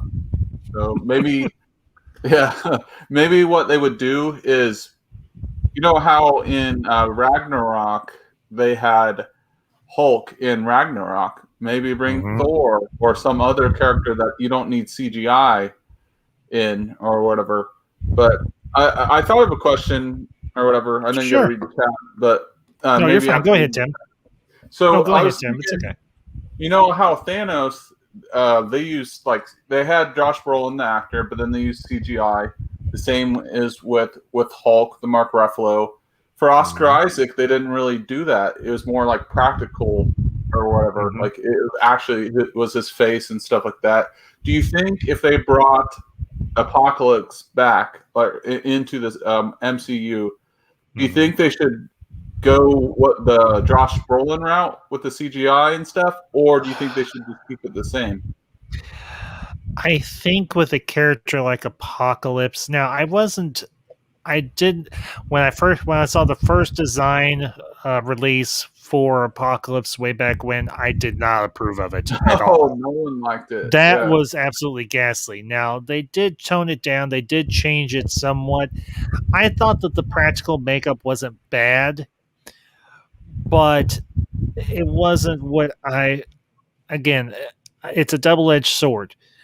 I want certain things a certain way, but at the same time, I don't want them so dissimilar. I am accustomed to the appearance of Apocalypse I have seen in like the 90s animated series, which was based off of the comics from like going all the way back to the 70s and 80s when Apocalypse was first introduced, because Apocalypse was actually first introduced in the old X Factor, which was just the original X-Men team, but they weren't affiliated with Professor Xavier. And he had that very blue and gray design aesthetic. He had the big A on his waistband or his belt. He had the 2 cables that came out of the back, so his arms went tied into his back. Because essentially, Apocalypse was a mutant. He was actually the first mutant that ever was born on Earth. And he came across some celestial technology that amplified and advanced his mutation further, that allowed him to do all the other stuff that we see in the animated series and in the comic books and so on. So I wouldn't mind them do a more faithful design adaptation for Apocalypse, but as far as them using CGI to augment it or just do it purely as CGI, I would not be opposed to them using the same technology to recreate to create Apocalypse that they used to create Thanos. So I know that was kind of a long-winded way to answer your question, Tim, but I hope it does answer it. Yeah. Now, if they find a nice blend, because they did a real Thanos looked great, like the effects for Thanos, because a character like Thanos and Apocalypse, they need to feel powerful, yes, strong, big, like Hulk smash, right? And but for me, I think they did a good job for what they were doing with, but it just kind of when I look at Apocalypse, he's supposed to be tall, he's supposed to be big, someone for everyone to literally look up to, and I realized they had the scene. He kind of grew a little bit. Yeah. So yeah. When he was having the mental duel with Xavier in his mind, and he did get to his physical appearance did morph like we are accustomed to seeing in the comics and everything, and in the animated series. So, yeah. But yeah, Apocalypse is one of those characters that you have to build up to. Now, for what they did with him in X-Men Apocalypse, it was fine. The movie was okay. I'm not saying it was the greatest thing ever. I did enjoy it. I did enjoy the story they were trying to tell. I did like Sophia Turner as Jean Grey. I did like the other actor as a young Scott Summers. And I did like the overall theme of the plot of the movie.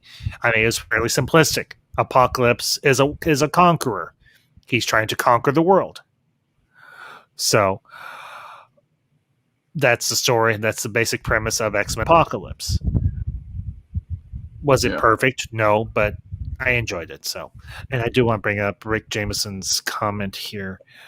Now, correct me if I'm wrong. Isn't Taskmaster able to replicate moves just something they can do naturally without tech?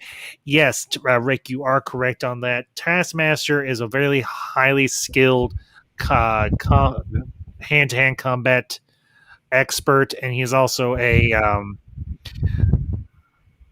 highly skilled tactician. So yeah, he is able to pretty much replicate and duplicate any opponent that he goes up against. They use that similar dynamic in the Spider-Man 2018 video game where you're playing as Spider-Man, obviously, and you can go up against Taskmaster, and he pretty much the AI for Taskmaster pretty much copies whatever you do and matches it or counters it. So yeah. Rick, I would say that maybe the reason that he's got tech, it's maybe not so much to copy the moves, but it just could be like a heads up display or whatever the case may be. Now, unless you've heard something that I haven't in terms of how the costume or the helmet for Taskmaster functions, I'm thinking that most likely it could just be a heads up display with a targeting system or whatever the case may be, because obviously he is our archer or whatever. So that's my theory. I don't know if it'll pan out at all, but that is more than likely what the case is with how the Taskmaster's helmet is going to function in Black Widow. So yeah, MJ1, that Taskmaster fight is tough. It is hard as hell. I've only beaten him once and haven't been able to do it since then. Of course, it's been a while since I played that game too. So, but anyway. Now, does Taskmaster not only does he copy the moves, but does his power scaling go up? Because one thing about Deadpool is his fighting style. He was able to beat Taskmaster because his fighting style is so sporadic. So it's exceedingly unorthodox. That was how Deadpool was able to beat Taskmaster, because Taskmaster couldn't calculate what his next move or his next attack was going to be. So yeah, essentially, yeah, you're right on that too. But does his does he get, like, say for instance, like if you have someone like Thor that's obviously like god power tier, right? Does his power level rise like matches, or does he just can predict the moves? I think against cosmic beings, like in the case of Thor, there's no real way that Taskmaster can necessarily counter him. Maybe he could to some degree, like could predict or analyze how Thor fights with Mjolnir or Stormbreaker, whichever weapon he has at the time. But as far as him like countering a Thunderbolt, let's be honest, Thor can summon a crap ton of Thunderbolts and you can't dodge every single last one of them. Eventually he's going to nail you. And there's no countering that. So true. But And Rick Jameson, I'm taking bets.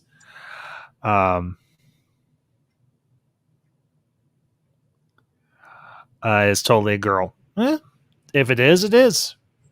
I'm not one of those thin-skinned guys who gets all worked up if a hero or villain is a female. So that's fine by me. And I just want to say to Conway Gritty before you head out, Conway, gotta head out. Absolutely love listening to the stream. Y'all be blessed. I'll catch you, Ambassador, on Council of Ones. Ja love.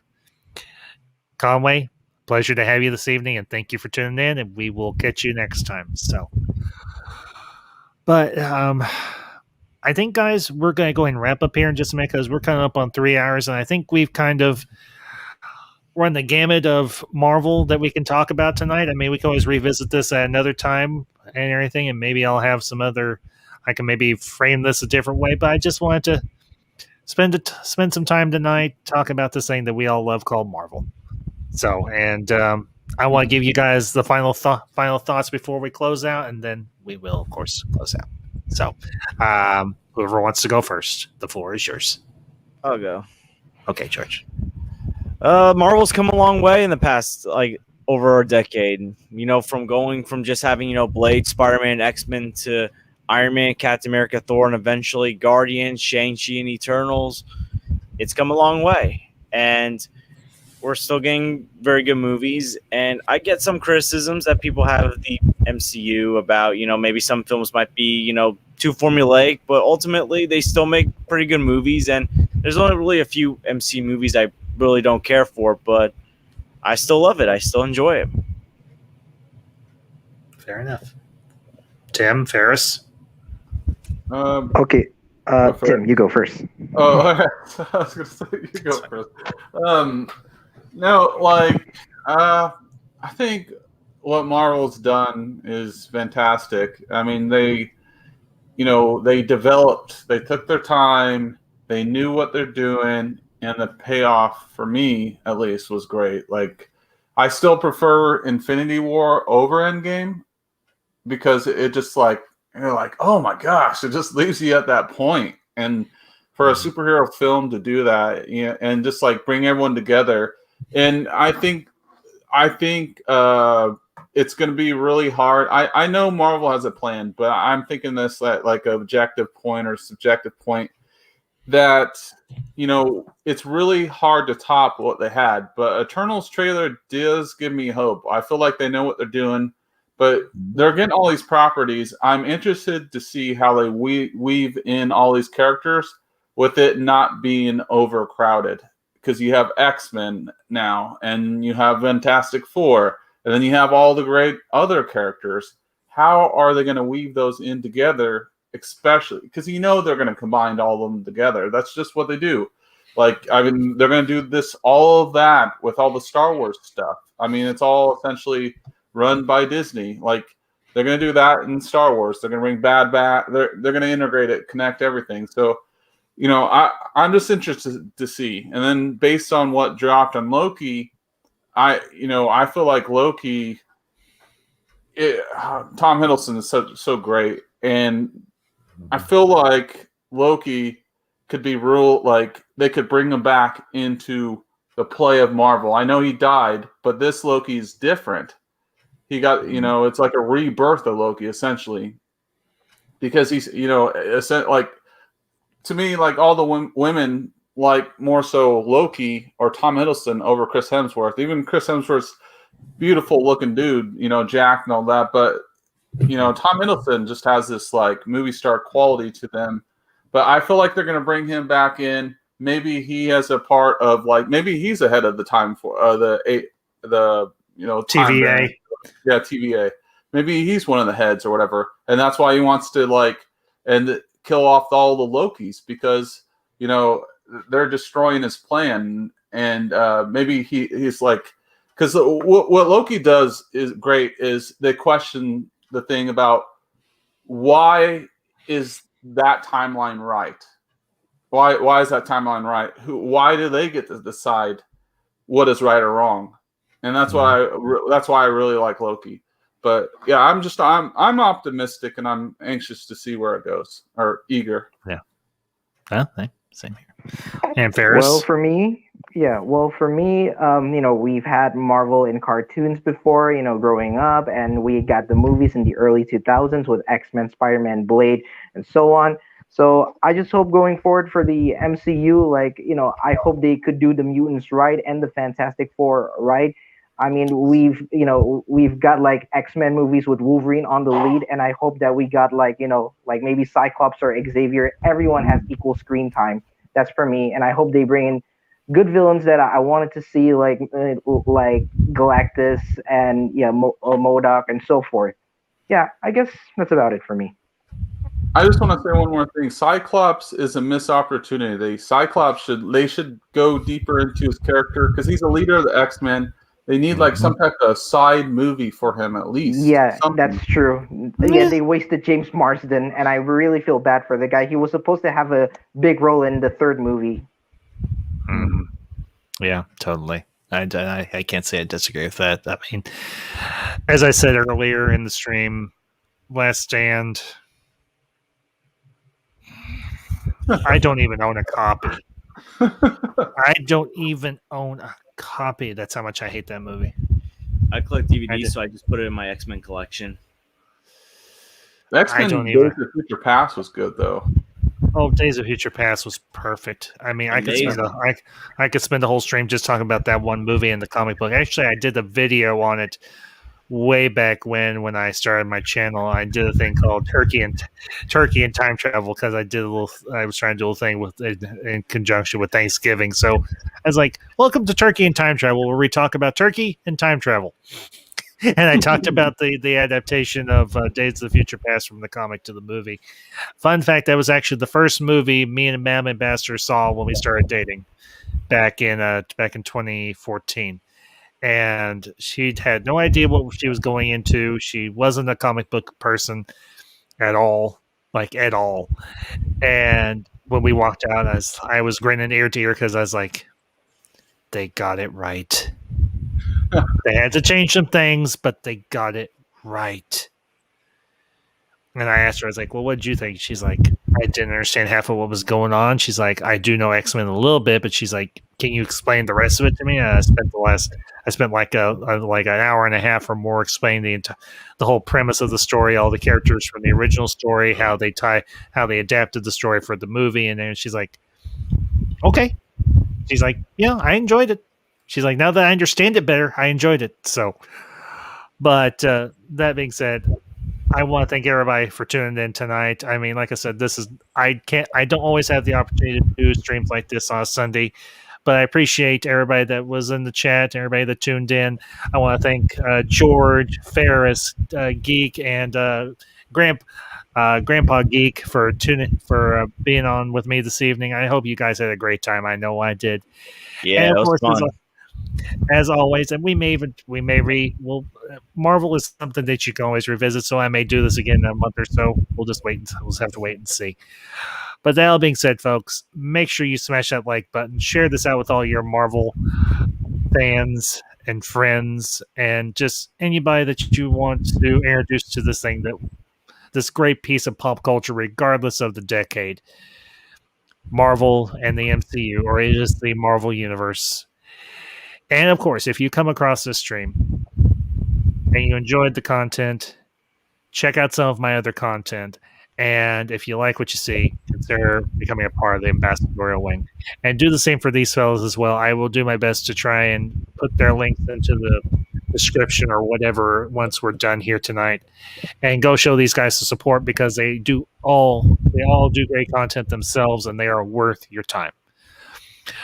But that all being said, you all have a great night and hopefully a great week tomorrow, starting with Monday.